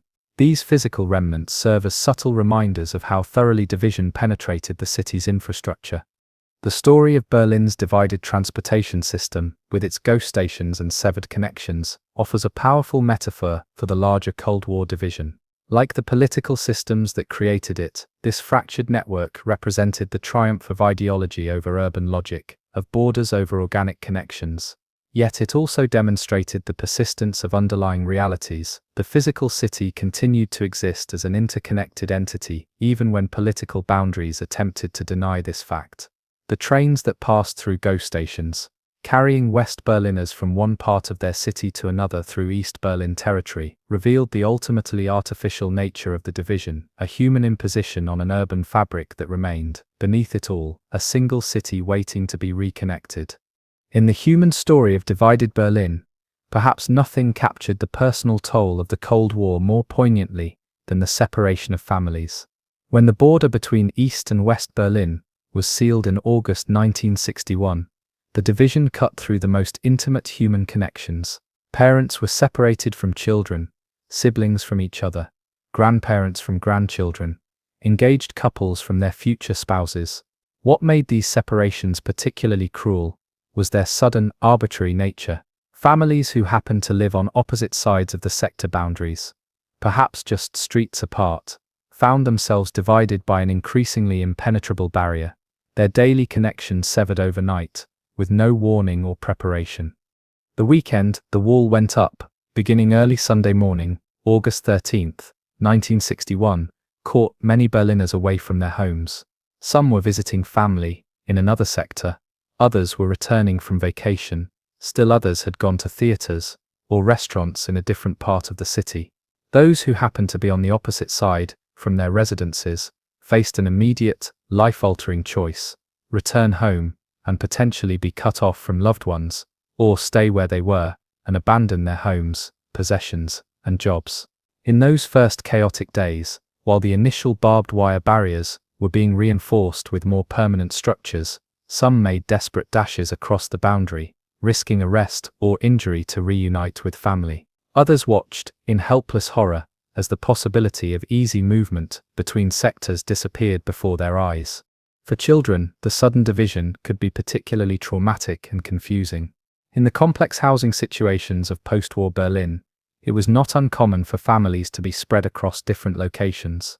Children might live with one parent or grandparents in one sector, while regularly visiting other family members elsewhere in the city. When these casual movements across sector boundaries suddenly became impossible, children found their family structures forcibly reorganized by geopolitics.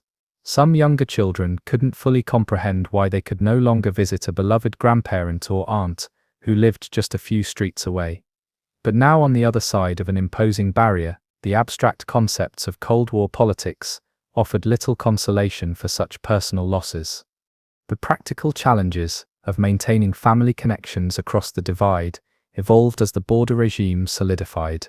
In the early years after the wall's construction, communication options were limited. Telephone connections between East and West Berlin existed, but were relatively rare and often subject to monitoring. Mail service continued, but was slow and unreliable, with letters frequently opened and read by Stasi officers before delivery. West Berliners could apply for visitation permits to enter East Berlin, though approval was uncertain and often politically influenced. For East Berliners, travel to the West was generally prohibited, except for certain categories of older retirees who were eventually granted limited visitation rights, based on the calculation that they were unlikely to remain in the West permanently. The emotional impact of these separations manifested in countless personal stories that collectively formed a tapestry of Berlin's divided families. An elderly couple in East Berlin might watch their adult children and grandchildren grow up in the West, only through photographs and occasional closely monitored visits.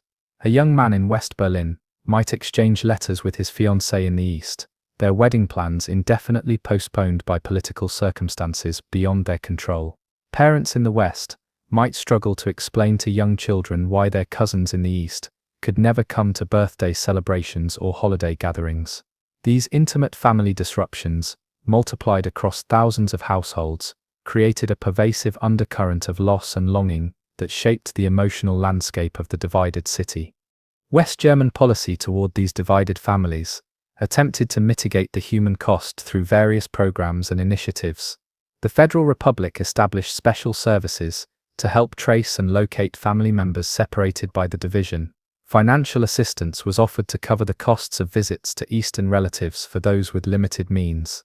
Diplomatic efforts continually pushed for easing restrictions on family visits, making these humanitarian concerns a consistent element in East-West negotiations. The West German government also facilitated the delivery of family care packages, Westpaket, to Eastern relatives, exempting them from certain customs duties that would otherwise have applied to cross-border shipments. These care packages became a significant institution in the relationship between divided family members, typically containing coffee, chocolate, quality clothing, or other items scarce in East Germany. These packages provided both material assistance and emotional connection. For the senders, preparing these gifts represented one of the few tangible ways to contribute to the welfare of Eastern relatives. For recipients, the arrival of a Westpaket was both a practical benefit and a psychological link to family beyond the wall. The contents of these packages would often be carefully rationed to last as long as possible, with coffee beans counted out precisely for special occasions and chocolate squares broken into smaller pieces to extend the experience of this Western luxury. The East German authorities maintained an ambivalent relationship with these divided family connections. While officially portraying the wall as a necessary anti-fascist protection barrier, they recognized the potential for international criticism if family separations appeared too harsh. This led to a gradually evolving policy of controlled openings for humanitarian cases, particularly around major holidays or significant life events. By the 1970s, limited visit programs allowed certain categories of East Germans, primarily pensioners, to make short trips to the West to see family. These openings were carefully managed to minimize the risk of permanent departures while providing enough humanitarian relief to deflect the worst international criticism. For families separated by the wall, major life events became particularly complicated emotional landmarks. Weddings, funerals, births, and significant birthdays highlighted the painful reality of division.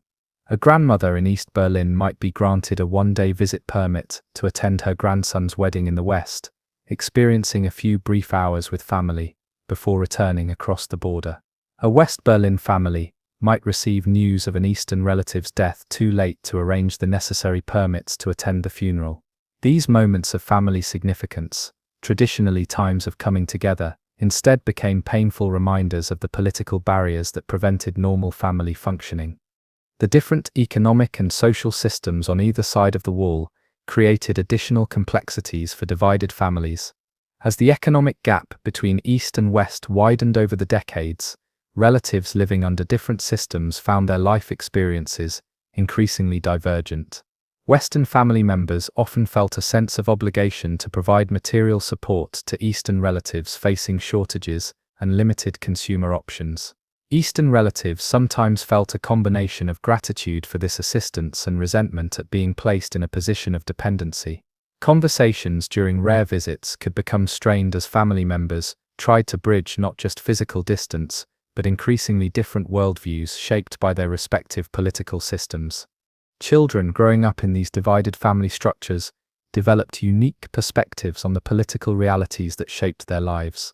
A child in West Berlin might know Eastern cousins only through photographs and carefully worded letters, creating idealized images of these absent relatives. Children in East Berlin might hear stories about Western family members living in supposedly greater prosperity, creating curiosity and sometimes envy. For many of these children, the abstract concept of the Cold War took concrete form in their personal family geography: grandparents who could never visit, cousins known only through pictures, aunts and uncles whose homes they might never see. The psychological burden of maintaining these fractured relationships often fell disproportionately on women, who traditionally served as the keepers of family connections. Mothers and grandmothers typically took responsibility for writing letters, preparing packages, maintaining photograph collections, and organizing the complex logistics of occasional visits. They often served as emotional buffers, trying to protect children from the full weight of the separation while processing their own grief at divided families. This gendered dimension of the divided family experience reflected broader patterns of emotional labor in post-war German society, while adding the unique challenges created by the political division. Especially poignant were the cases of divided spouses, couples who had been separated by the border closure before they could establish a shared household. In some instances, engagements stretched for years or even decades as partners on opposite sides of the wall maintained their commitment through letters and rare visits. The East German authorities generally refused to allow citizens to leave to join Western spouses, while requiring Western partners to immigrate to the East if they wished to live together, a step many were unwilling to take, given the political restrictions they would face. These separated couples faced agonizing choices between their relationship commitments and other vital aspects of their lives: family ties, career opportunities, and political freedoms. The most desperate families sometimes attempted reunification through escape. The early years after the wall's construction saw numerous dramatic attempts: tunnels dug between buildings straddling the border, modified vehicles with hidden compartments, improvised hot air balloons, and even swimming across the River Spree. These escape attempts carried enormous risks, with more than 140 people dying in the attempt to cross from East to West Berlin. Those caught faced lengthy prison sentences for flight from the Republic, considered a serious crime in East Germany. Yet despite these dangers, the pull of family reunification motivated many to take these risks, particularly parents separated from children, or young couples determined to build a life together. A particularly controversial practice that emerged was the buying free Freikauf of East German political prisoners and divided family members. Beginning in the 1960s and expanding through the 1970s and 80s, the West German government secretly negotiated with East German authorities to release specific individuals in exchange for hard currency payments. What began as discreet arrangements for high-profile political prisoners gradually evolved into a systematic program that eventually secured the release of over 33,000 political prisoners and the reunification of more than 250,000 divided family members.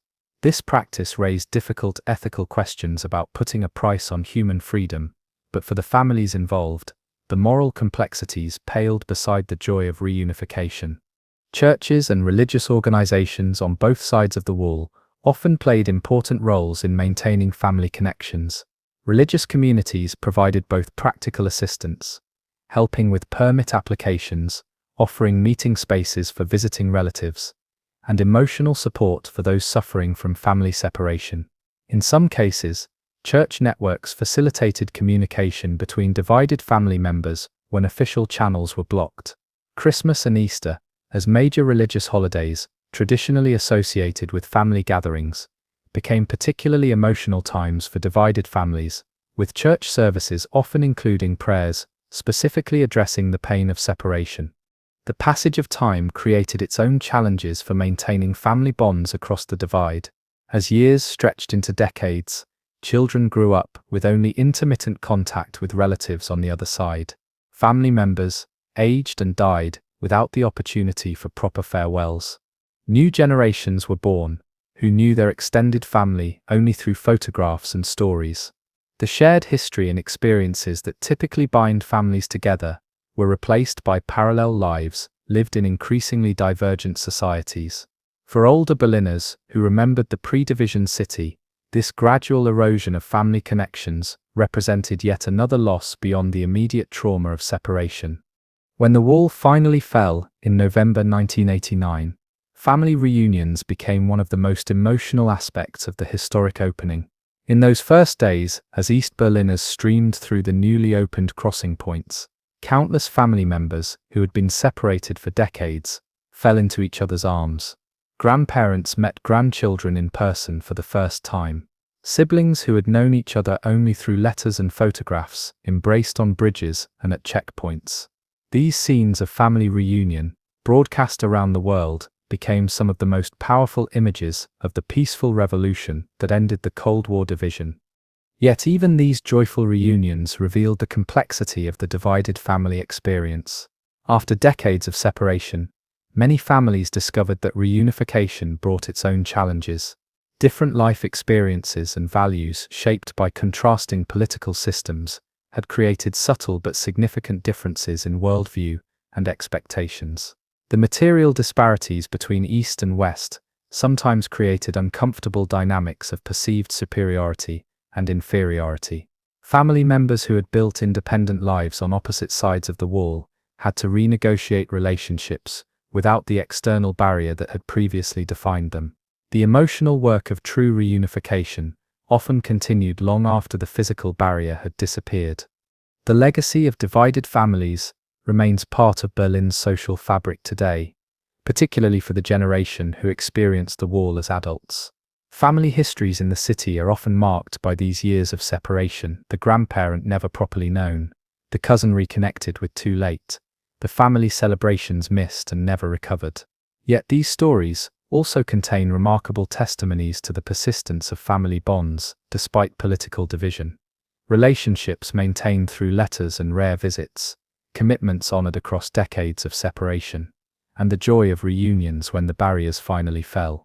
In this human experience of separation and reunion, the true cost of the Cold War division and the ultimate triumph of reconnection find their most intimate expression. As physical barriers separated East and West Berlin, an equally intense battle raged through the airwaves, billboards, newspapers, and public spaces of the divided city. This was the propaganda war, a sophisticated psychological campaign waged by both sides to win the hearts and minds of Berliners and to project competing visions of society to the watching world. Berlin's unique status as a divided city made it the perfect stage for this ideological theatre, with opposing systems literally facing each other across streets and intersections. In this war of words and images, loudspeakers blared competing messages across the wall. Radio signals penetrated regardless of physical barriers, and the cityscape itself became a canvas for political messaging that ranged from subtle persuasion to outright disinformation.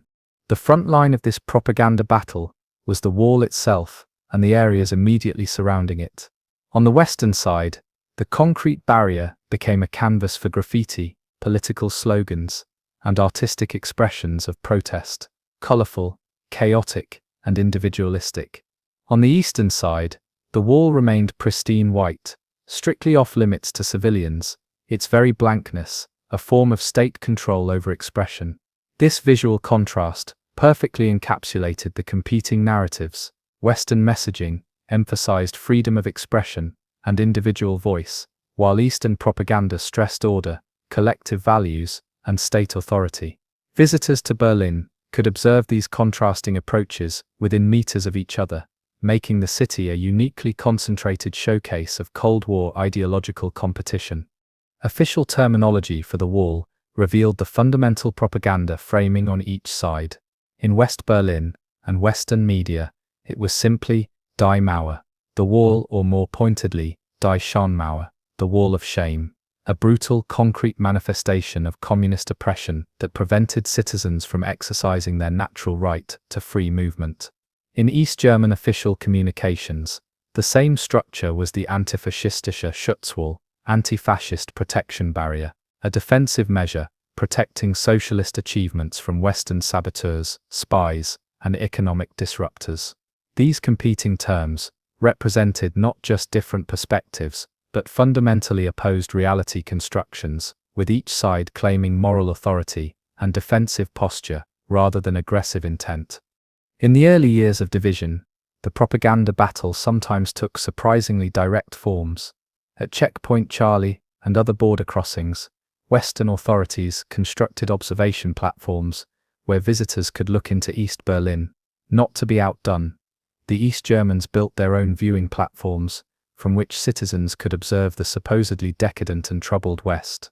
More dramatically, both sides set up loudspeaker systems that broadcast messages directly across the border.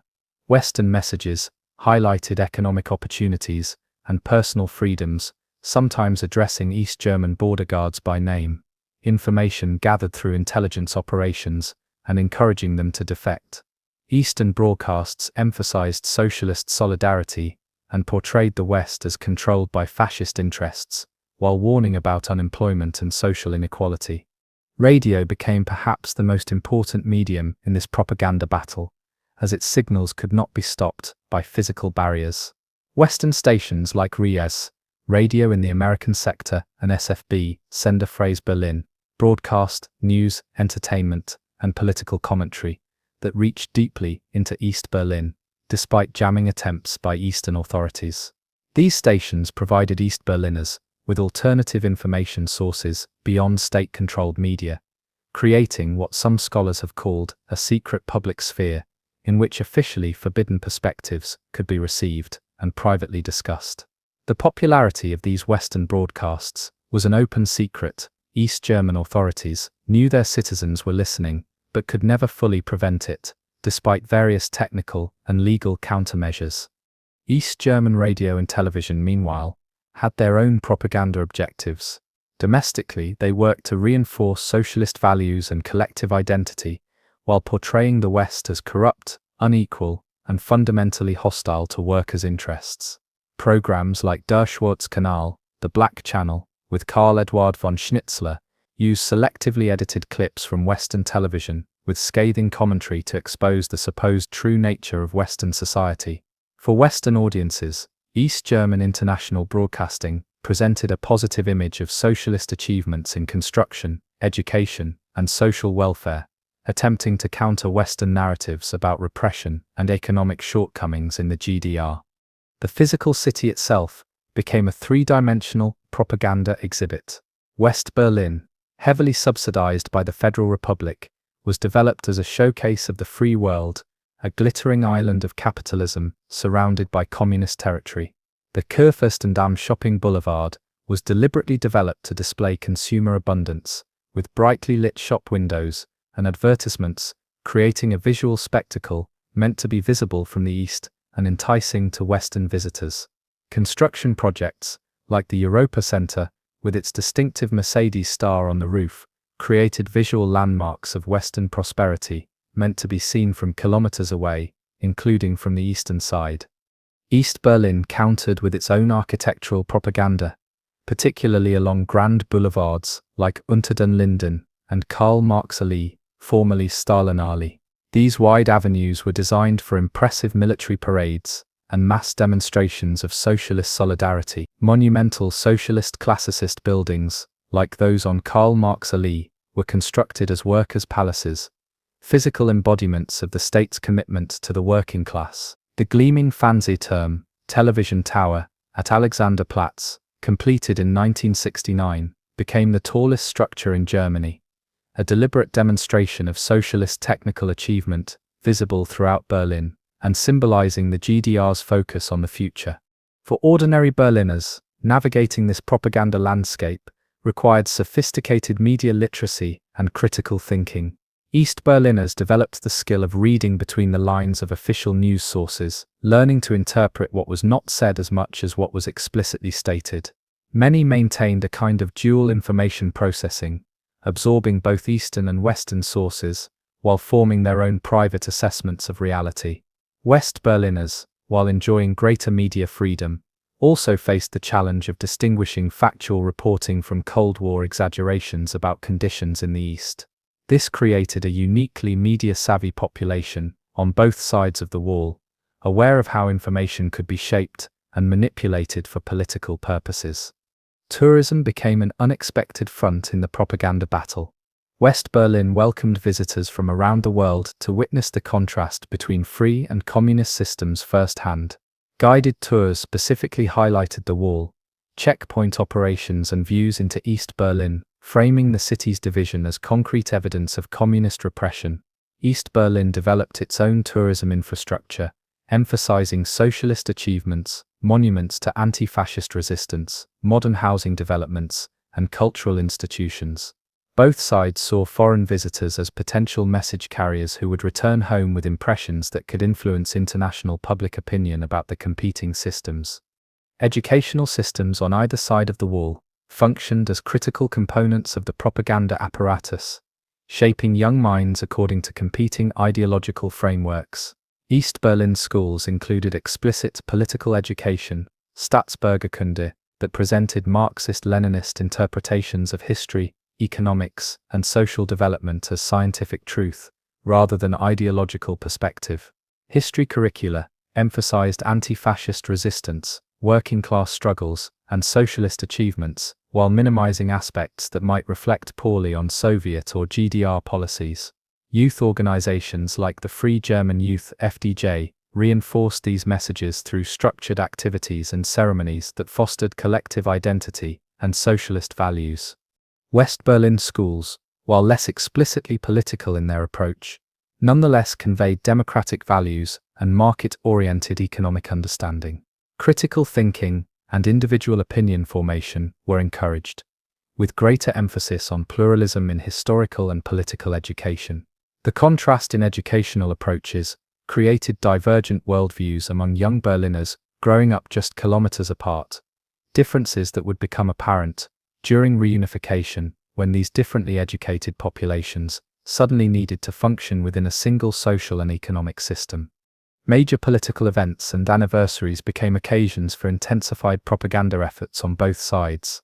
The annual celebrations of the GDR's founding on October 7th featured elaborate parades through East Berlin, with carefully choreographed mass demonstrations of support for the regime. Western observers were invited to witness these displays of socialist unity and strength from designated viewing areas. West Berlin countered with its own celebrations, particularly on June 17th, commemorating the 1953 uprising against Soviet authority in East Germany. These competing ceremonial calendars created a rhythm of propaganda peaks throughout the year, with each side using commemorative occasions to reinforce its preferred historical narratives. The propaganda war extended to basic terminology and conceptual framing. East German official communications never recognized West Berlin as a legitimate entity, instead referring to Berlin West, linguistically portraying it as an aberrant occupied zone within the GDR's capital. Similarly, the Federal Republic was always the so-called Federal Republic, or West Germany, never simply Germany. West Berlin authorities and media, meanwhile, emphasized the city's historical unity and portrayed division as a temporary, artificial imposition. Maps produced in the West showed the entire city as a single entity with a line marking the sector boundary, while Eastern maps often showed only East Berlin labeled as Berlin, capital of the GDR, with West Berlin marked as a separate entity. Sports achievements became powerful propaganda tools for both systems. When East German athletes, many from Berlin sports clubs, won Olympic medals or world championships, state media presented these victories as evidence of socialism's superiority in developing human potential. Sports facilities in East Berlin were showcased as examples of the state's commitment to physical culture and youth development. West Berlin, meanwhile, hosted international sporting events like football matches that brought Western teams and spectators to the divided city, demonstrating its continued connection to international life despite its isolated geographic position. By the 1970s and 80s, the propaganda approaches on both sides had evolved toward greater sophistication. The crude loudspeaker broadcasts and overtly political messaging of earlier decades gave way to more subtle approaches. East German media increasingly acknowledged some of the material advantages of Western consumer society, while emphasizing social insecurity and moral decay as the supposed cost of these benefits. Western messaging focused more on human rights and individual freedoms rather than purely material advantages, adapting to increasing awareness of environmental and social challenges within capitalist systems. Television played an increasingly important role in this evolving propaganda battle. While East German authorities could control what appeared on their own channels, they faced the technical reality that Western television signals reached most of East Berlin, with the exception of a few areas in the far northeast nicknamed Valley of the Clueless, where geography blocked signals. By the 1980s, an estimated 85% of East German households regularly watched Western television, creating a profound challenge to state information control. East German leaders, recognizing they could not prevent this viewing, instead tried to inoculate their citizens against Western influences through media criticism programs and political education that taught correct interpretation of Western content. The fall of the wall in November 1989 represented the ultimate failure of East German propaganda efforts. Despite decades of messaging portraying the wall as protection rather than imprisonment, East Berliners flooded through the open checkpoints at the first opportunity. The scenes of celebration, family reunions, and East Berliners marveling at Western shops directly contradicted the official narrative that citizens were content within socialist society. Perhaps most tellingly, many East Germans who had been subject to anti-capitalist messaging their entire lives used their welcome money, the 100 Deutsche Marks, given to each visitor from the East, to purchase symbols of Western consumer culture, bananas, coffee, or small luxury items, revealing the gap between official ideology and personal desires. In the aftermath of reunification, the legacy of these decades of competing propaganda created challenges for integration. Germans from East and West had been conditioned to view the world through different interpretive frameworks, to value different aspects of social and economic life, and to trust different institutions and authority sources.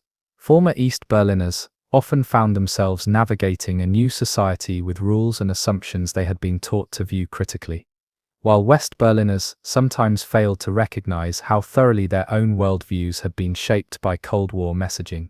The psychological walls created by decades of propaganda proved in some ways more persistent than the physical barrier that had divided the city.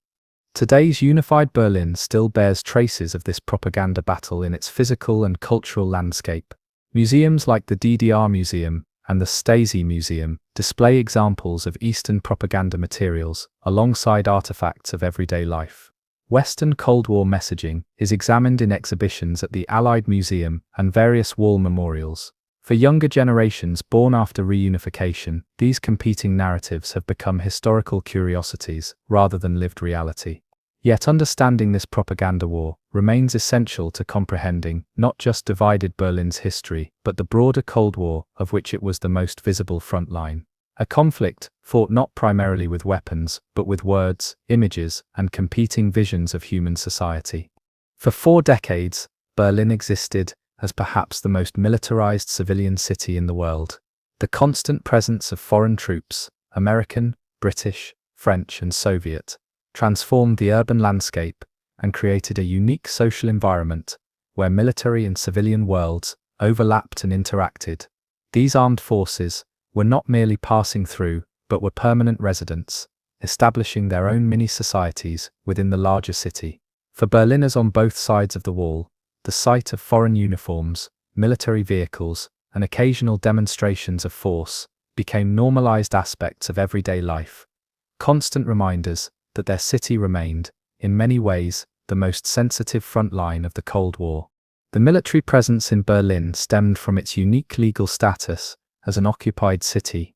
Even after the establishment of two German states in 1949, Berlin remained technically under four-power control, governed by the legal framework established at the end of World War II. The Western Allies, United States, Great Britain, and France, maintained garrisons in their respective sectors of West Berlin, while the Soviet Union stationed substantial forces in East Berlin and the surrounding GDR. These troops were positioned not only as symbols of the four powers' continued authority over the divided city, but also as tripwires. Their presence ensured that any military action against their sector would constitute an attack on the nation they represented, potentially triggering wider conflict. In West Berlin, the American military presence was the most visible and extensive, headquartered at Clay Alley in the southwestern district of Zehlendorf. The U.S. Berlin Brigade typically numbered around 6,000 troops. These soldiers lived either in purpose-built military housing or in requisitioned German properties, creating distinctively American enclaves within the German city.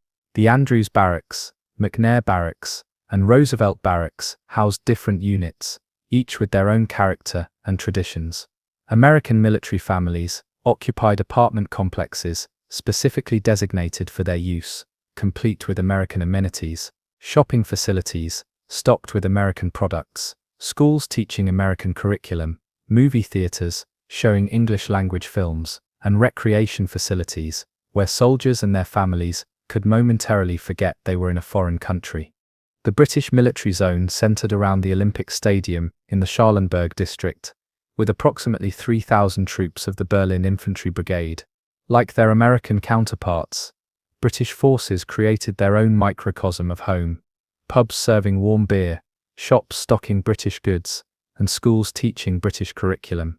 British military police in their distinctive red caps became familiar sights in certain parts of West Berlin, patrolling alongside their German counterparts. The British forces maintained their distinctive military traditions even in this foreign posting, with ceremonial guard changes and regimental observances continuing as they would have in the UK. The French presence, headquartered in the northwestern district of Reinickendorf, was smaller than the American or British contingents, but maintained a distinctly French character. The tricolour flew over the Quartier Napoléon, and French military culture, from cuisine in the officers' mess to distinctively French approaches to military formality, remained intact. Of the three Western allies, the French perhaps integrated most extensively with the German population, with French soldiers more likely to live among the German population rather than in separate military housing, creating more opportunities for cultural exchange and personal relationships between occupiers and locals. In East Berlin, the Soviet military presence was more separate from civilian life, yet paradoxically more dominant in the public imagination. The massive Soviet headquarters complex in Karlshorst served as the nerve center for Soviet military administration in East Germany. Unlike the Western forces, who were largely contained within their respective sectors of Berlin, Soviet troops were stationed throughout the GDR, with major garrisons in Potsdam, Wunsdorf, and other locations surrounding Berlin. The total Soviet military presence in East Germany numbered approximately 380,000 troops at its peak, vastly outnumbering the Western garrisons in Berlin, and constituting the largest Soviet force outside the USSR itself. The physical manifestations of military presence shaped Berlin's urban landscape in both subtle and obvious ways. The most visible were the massive military installations, barracks complexes, administrative headquarters, training grounds, and motor pools occupied significant portions of the city's land area. In West Berlin, these installations were often integrated into the urban fabric, with high walls or fences separating military and civilian spaces that nonetheless existed side by side. In the Soviet sector, military facilities were typically more isolated and mysterious to the civilian population, contributing to their somewhat ominous presence in the public imagination. Military vehicles became part of everyday street life in divided Berlin. American jeeps and armored personnel carriers, British Land Rovers, French military trucks, and Soviet military vehicles of all descriptions were common sights on the city's streets. Each Allied power maintained the right to patrol throughout West Berlin, regardless of sector boundaries, meaning that American military police might regularly drive through the British or French sectors. In East Berlin, Soviet military traffic moved through the city with an air of authority and priority, with civilian vehicles expected to make way. The largest Soviet tanks remained mostly on bases or designated exercise areas, but would appear during ceremonial occasions or, more ominously, during moments of heightened tension. One of the most dramatic displays of military presence occurred at Checkpoint Charlie, where American and Soviet tanks faced each other during the October 1961 standoff. For 16 tense hours, Berliners witnessed the most dangerous moment of their city's Cold War history as Soviet T-55 tanks and American M48 Patterns were positioned just meters apart, engines idling, crews on high alert. This confrontation, sparked by a dispute over whether East German officials could check the documents of American personnel entering East Berlin, brought the world to the brink of conflict. The tanks eventually withdrew simultaneously, but the image of these armored behemoths facing each other in a Berlin street became an iconic representation of the city's militarized existence. Less dramatic, but more consistent, were the regular military parades and exercises that reminded Berliners of the armed forces in their midst. In East Berlin, massive parades marked occasions like the anniversary of the GDR's founding on October 7th, with Soviet and East German forces marching down Unter den Linden and around Alexanderplatz. These carefully choreographed displays of military might featured not just troops in formation but also tanks, missile launchers, and other heavy equipment rumbling through the city center. The message to both domestic and international audiences was clear. The socialist state was powerful, well-armed, and backed by Soviet military might. The Western forces conducted their own military ceremonies and exercises, though typically with less emphasis on martial display. The changing of the guard at the Allied Memorial in Tiergarten, performed by rotating units from all three Western powers, maintained a ceremonial military presence in central Berlin. Larger military exercises typically took place in designated training areas rather than city streets, though military convoys moving to and from these locations remained common sights. The Western approach generally emphasized the protective rather than intimidating aspect of their military presence, positioning Allied troops as guarantors of West Berlin's freedom rather than occupiers. Beyond the official military presence, intelligence agencies maintained their own operatives throughout the divided city, creating an additional layer of uniformed and plainclothes personnel monitoring the urban environment. CIA, MI6, and French intelligence maintained stations in West Berlin, while the KGB operated alongside the East German Stasi in the east. These intelligence operatives sometimes used military cover for their activities, further blurring the lines between military and intelligence presence. For ordinary Berliners, the awareness that their city teemed with spies and intelligence officers added to the sense of living in a constantly observed, highly militarized environment. The interaction between military personnel and local civilians created complex social dynamics on both sides of the wall. In West Berlin, Allied soldiers were simultaneously protectors and occupiers.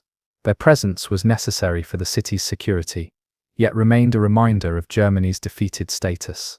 Social relationships between Allied military personnel and West Berliners ranged from warm friendship to professional distance to occasional tension. Romantic relationships and marriages between Allied soldiers and German women became increasingly common as the decades passed, creating family ties that transcended the occupier-occupied dynamic. In East Berlin, the relationship between Soviet troops and local residents was generally more distant. Soviet military personnel typically lived in closed compounds with limited interaction with the German population. When they did appear in public, it was often in groups rather than as individuals, maintaining the collective presence that characterized Soviet military culture. Despite propaganda emphasizing German-Soviet friendship, the relationship remained shaped by the memory of the brutal Soviet conquest of Berlin in 1945 and the ongoing reality of Soviet dominance over the GDR. For many East Berliners, Soviet soldiers represented an oppressive system rather than protection, though this perception was never openly expressed in a society where such views could bring serious consequences. The economic impacts of the military presence was significant on both sides of the divided city. In West Berlin, Allied spending supported thousands of German jobs, from direct employment on military bases as clerks, maintenance workers, and service personnel, to the broader economic effect of off-base spending by military personnel and their families. American PXs, post exchanges, became sources of otherwise unavailable American products, with some items inevitably finding their way into the West Berlin black market. Allied military personnel, paid in their home currencies, enjoyed significant purchasing power in the local economy, making them valued customers for Berlin businesses, catering to foreign tastes. In East Berlin and the surrounding GDR, the economic impact of the Soviet military presence was more complicated. The East German government was required to cover a significant portion of the costs of maintaining Soviet forces, creating an economic burden on an already strained system. Soviet military facilities were largely self-contained, generating limited positive economic impact for surrounding communities. However, individual Soviet officers with access to hard currency sometimes participated in black market exchanges that benefited certain East German citizens willing to take the risks involved in such illegal transactions. The massive Soviet military infrastructure also created employment for German workers in support and maintenance roles, though under strictly controlled conditions. The legal status of Allied military personnel in Berlin created jurisdictional complexities that affected civilian military interactions. Allied troops were not subject to German law, but rather to their own national military justice systems. Military police from each nation patrolled areas frequented by their personnel, handling incidents involving their own troops. This created situations where a crime or accident involving military personnel and German civilians might be investigated and adjudicated under American, British, or French military law, rather than German civil law. While the Allied authorities generally maintained good working relationships with German police, this legal separation remained a reminder of Berlin's anomalous status. The different Allied powers maintained distinctive approaches to their military presence, reflecting their national cultures and strategic priorities. American forces projected power and abundance. Their military installations were well funded, their equipment modern, and their facilities comfortable by military standards. The British maintained traditions of military discipline and ceremonial precision while operating with more limited resources. The French cultivated a certain élan and cultural distinctiveness in their military presence. The Soviets projected an image of massive power and ideological commitment, with their military presence serving as the ultimate guarantor of communist control in East Germany. Military installations created distinct soundscapes within the urban environment. The roar of military aircraft using the corridors into West Berlin's Tegel and Tempelhof airports, the rumble of tanks during training exercises or parades, the sound of military bands during ceremonies, even the distinctive cadence of troops marching in formation, all became part of Berlin's acoustic landscape. For those living near military facilities, the day might be punctuated by bugle calls marking military schedules, or occasional firing from practice ranges. These sounds served as constant auditory reminders of the military presence that had become a normalized aspect of Berlin life. The fall of the wall in 1989 began a process of military withdrawal that would dramatically transform the city. As the legal basis for four-power occupation dissolved with German reunification, the Allied forces began planning their departure. Soviet forces faced the most complex withdrawal, with hundreds of thousands of troops and their families needing to be relocated to a Soviet Union already facing housing shortages and economic crisis. The final Russian troops, successors to the Soviet forces after the USSR's dissolution, departed Berlin in 1994, with ceremonial farewells marking the end of a military presence that had begun with the city's capture in 1945. Western forces maintained a presence slightly longer, with final British forces departing in 1994 and American forces holding a final parade in Berlin in 1994 before withdrawal. The physical legacy of this military presence remains visible in Berlin's landscape today. Former military installations have been repurposed, Soviet headquarters buildings converted to civilian use, American barracks transformed into housing or office space, training grounds reclaimed as parks or development sites. Some facilities have been preserved as museums or historical sites, such as the Allied Museum in the former American sector. Less tangible but equally significant is the psychological legacy for generations of Berliners who grew up with foreign troops as a normal part of their urban environment. Their absence represented the most concrete evidence that the Cold War had truly ended, and that their city had regained its sovereignty after nearly half a century of military occupation. The story of military forces in divided Berlin encompasses much more than strategic deployments or geopolitical calculations.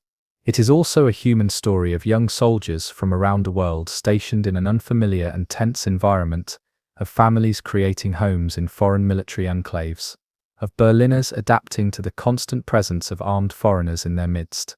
It is a story of how military power was displayed, projected, and experienced in the everyday life of an otherwise civilian city.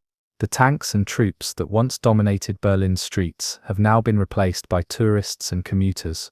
But the decades when the city lived in the shadow of military might remain an essential chapter in understanding how the Cold War was not just an abstract global conflict, but a lived reality that shaped the daily existence of millions of ordinary people.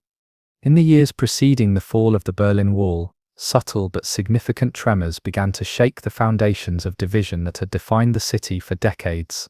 What once seemed permanent, the concrete barrier slicing through streets and squares, the heavily guarded checkpoints, the separate societies developing on either side, gradually revealed signs of instability. These final years of divided Berlin, roughly from 1985 to 1989, represented not a sudden collapse, but rather an accelerating erosion of the physical, political, and psychological structures of separation.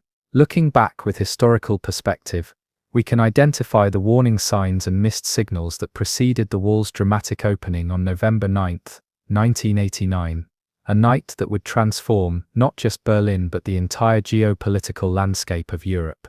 The changing atmosphere became perceptible first in the international arena.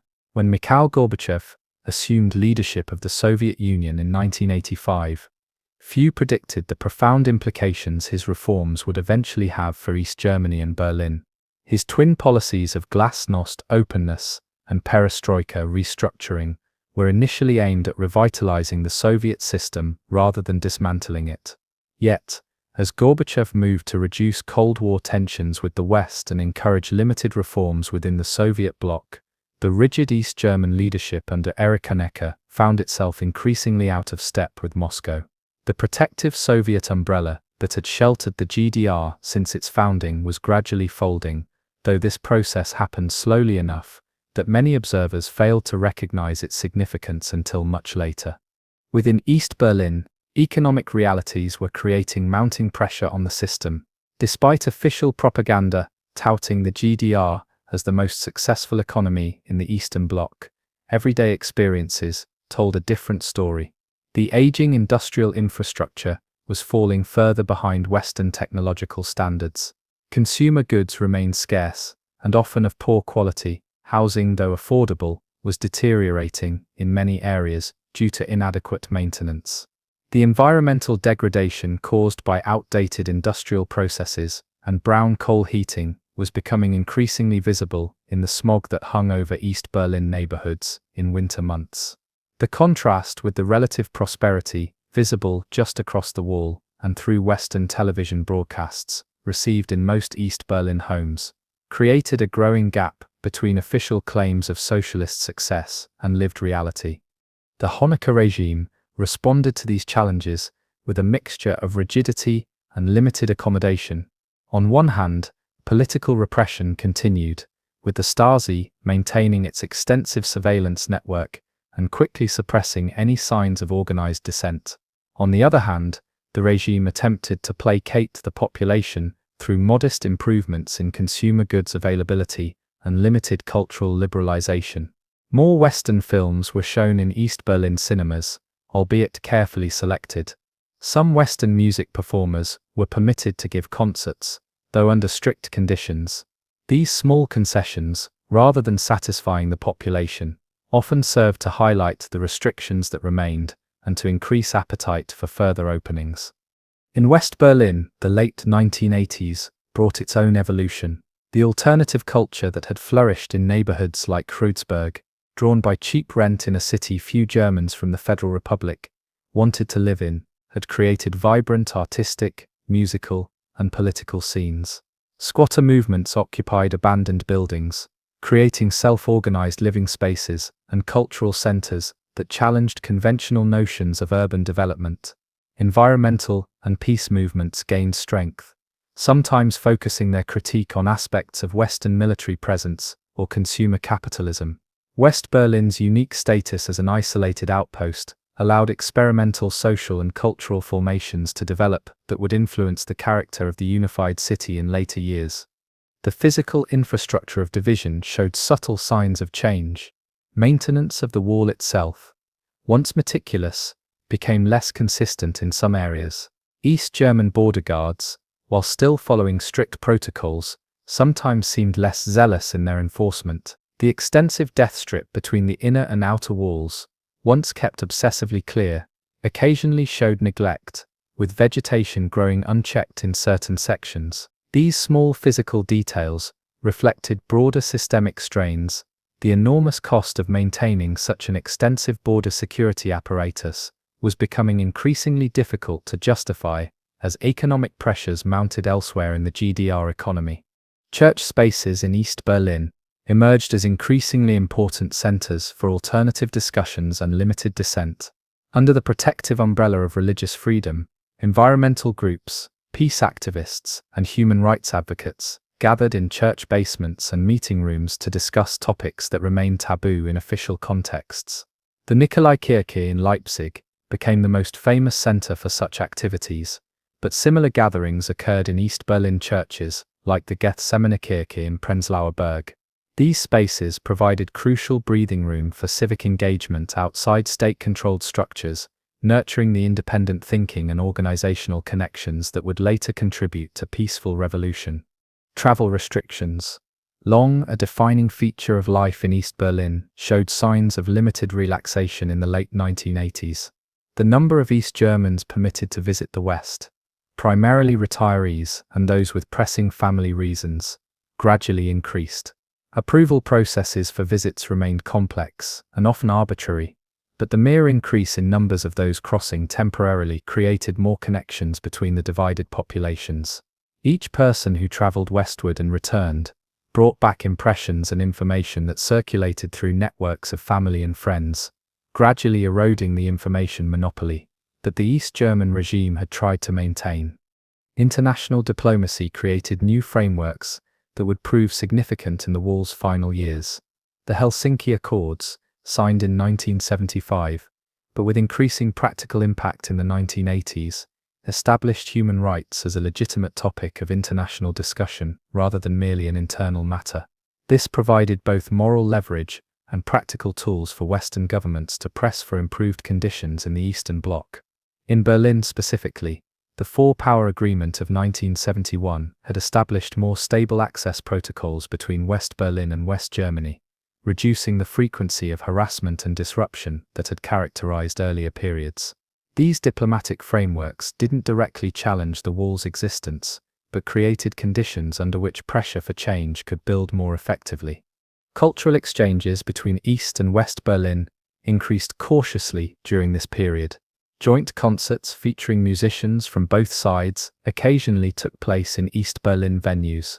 Literary readings sometimes brought Western authors before Eastern audiences, though with careful selection and monitoring. These cultural connections, while limited and controlled, created moments of shared experience that hinted at the possibility of a more integrated future. For younger East Berliners especially, these glimpses of Western cultural figures in person, rather than just through media, added to the sense that the hermetic separation of previous decades was gradually becoming more permeable. The political atmosphere in East Berlin reflected growing contradictions by 1988 and early 1989, Official rhetoric maintained the same ideological certainties that had characterized GDR politics for decades. May Day parades still featured massive displays of socialist unity, with thousands marching past reviewing stands occupied by the aging GDR leadership. Yet, underneath this continuity, new currents were unmistakably developing. Reports from Stasi informants, later revealed in opened archives, show increasing concern about public attitudes and growing dissatisfaction. The leadership, predominantly men who had held power since the 1950s and 60s, appeared increasingly disconnected from the realities of life for ordinary citizens, and particularly from the perspectives of younger generations.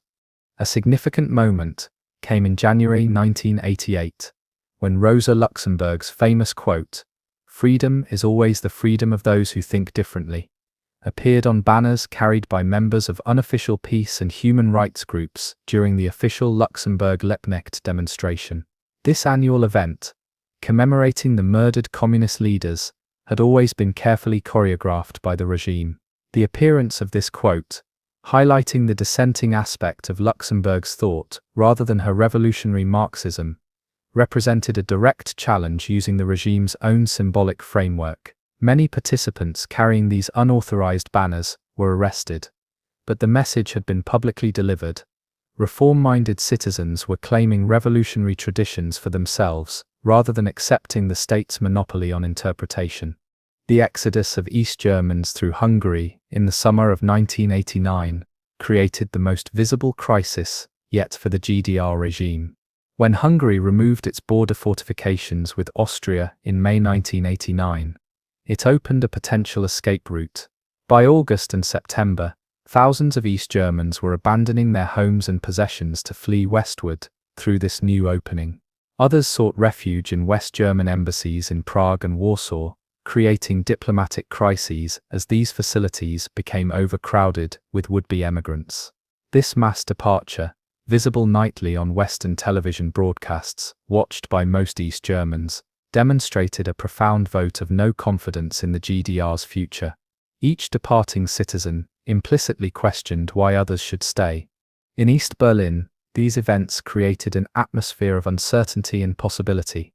Conversations in private apartments, in church basements, and sometimes in semi-public spaces like university cafeterias, increasingly focused on the need for change. New citizen initiatives emerged, such as Neues Forum New Forum, founded in September 1989, as a platform for dialogue about reforming East German society. Though immediately declared illegal by authorities, such groups continued to organize, distributing typewritten statements and holding discussion meetings. The widespread awareness of mass emigration created an implicit question: if not exodus, then what alternative path toward change might be possible? The 40th anniversary celebration of the GDR's founding in early October 1989 became a pivotal moment in the final act of divided Berlin. The regime organized elaborate commemorations with Mikhail Gorbachev among the honored guests. The contrast between the celebratory official events and the crisis atmosphere in the country created cognitive dissonance for many observers. Gorbachev's presence was particularly significant. His reform agenda in the Soviet Union had created hopes for similar changes in East Germany. When he reportedly told Honecker that life punishes those who come too late, many interpreted this as a warning that the East German leadership needed to embrace reform or face consequences. The message seemed clear: Moscow would not intervene to save the GDR leadership from the consequences of its own rigidity. In the days following the anniversary celebrations, Monday demonstrations in Leipzig grew dramatically in size, with tens of thousands marching peacefully despite threats of a military response. The decision not to use force against these demonstrators, whether due to local officials' restraint or confusion in the chain of command, proved crucial. When violence was avoided in Leipzig on October 9th, the psychological barrier of fear began to crack throughout East Germany. In East Berlin, similar demonstrations began to grow, with gatherings at Alexanderplatz and other central locations. The once omnipotent security apparatus seemed suddenly uncertain, issuing contradictory directives, and showing uncharacteristic restraint in the face of previously unthinkable public dissent. The resignation of Erich Honecker on October 18, replaced by the slightly more moderate Egon Krenz, represented an attempt to preserve the system through limited reform. Krenz immediately began speaking of change and renewal, yet these efforts came too late to regain control of events now unfolding with their own momentum. When the entire Politburo resigned on November 7, to be replaced by a more reform-oriented group, the pace of change accelerated further. Discussions about new travel regulations were meant to relieve pressure through controlled openings rather than abandoning border controls entirely. Yet in the atmosphere of rapid change, even these limited reforms took on greater significance than their architects intended. The events of November 9, 1989, when confused communication led to the premature and unplanned opening of the wall, have been extensively documented. Günter Schabowski, a member of the new Politburo, announced at a press conference that new travel regulations would take effect immediately, without delay, though the actual plan had been for an orderly implementation the following day. Western media reported this as the opening of the wall, prompting thousands of East Berliners to gather at crossing points. Faced with growing crowds and lacking clear instructions, border guards eventually opened the gates, rather than risk violence.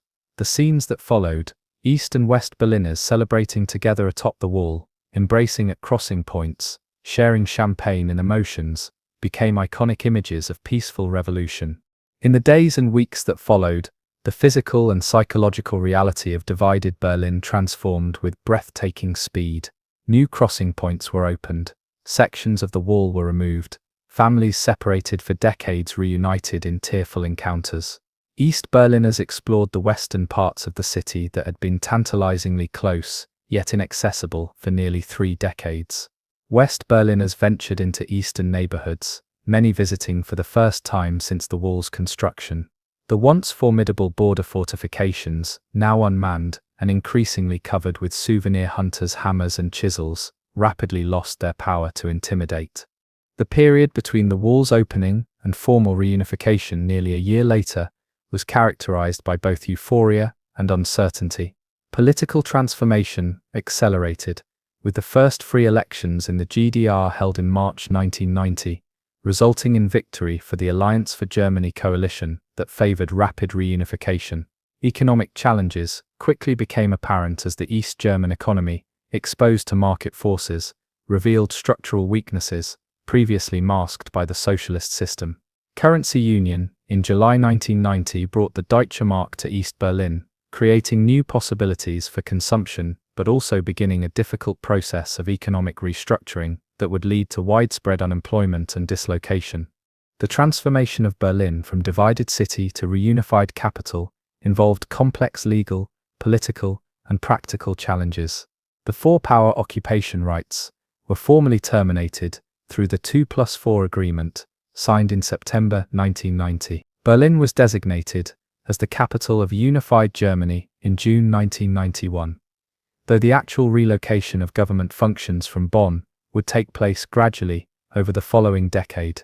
The physical infrastructure of division, checkpoints, observation towers, border installations, was systematically dismantled, though portions were preserved as historical monuments. The death strip that had cut through the city centre became prime real estate for new development, gradually filling with government buildings, commercial projects, and residential complexes in one of the largest urban redevelopment opportunities in modern European history.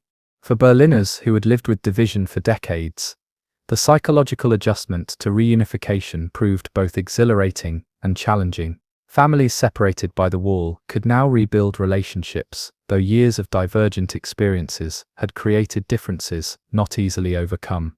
Professional qualifications and life experiences from East Berlin were not always valued in the unified system, creating resentments that would persist for years.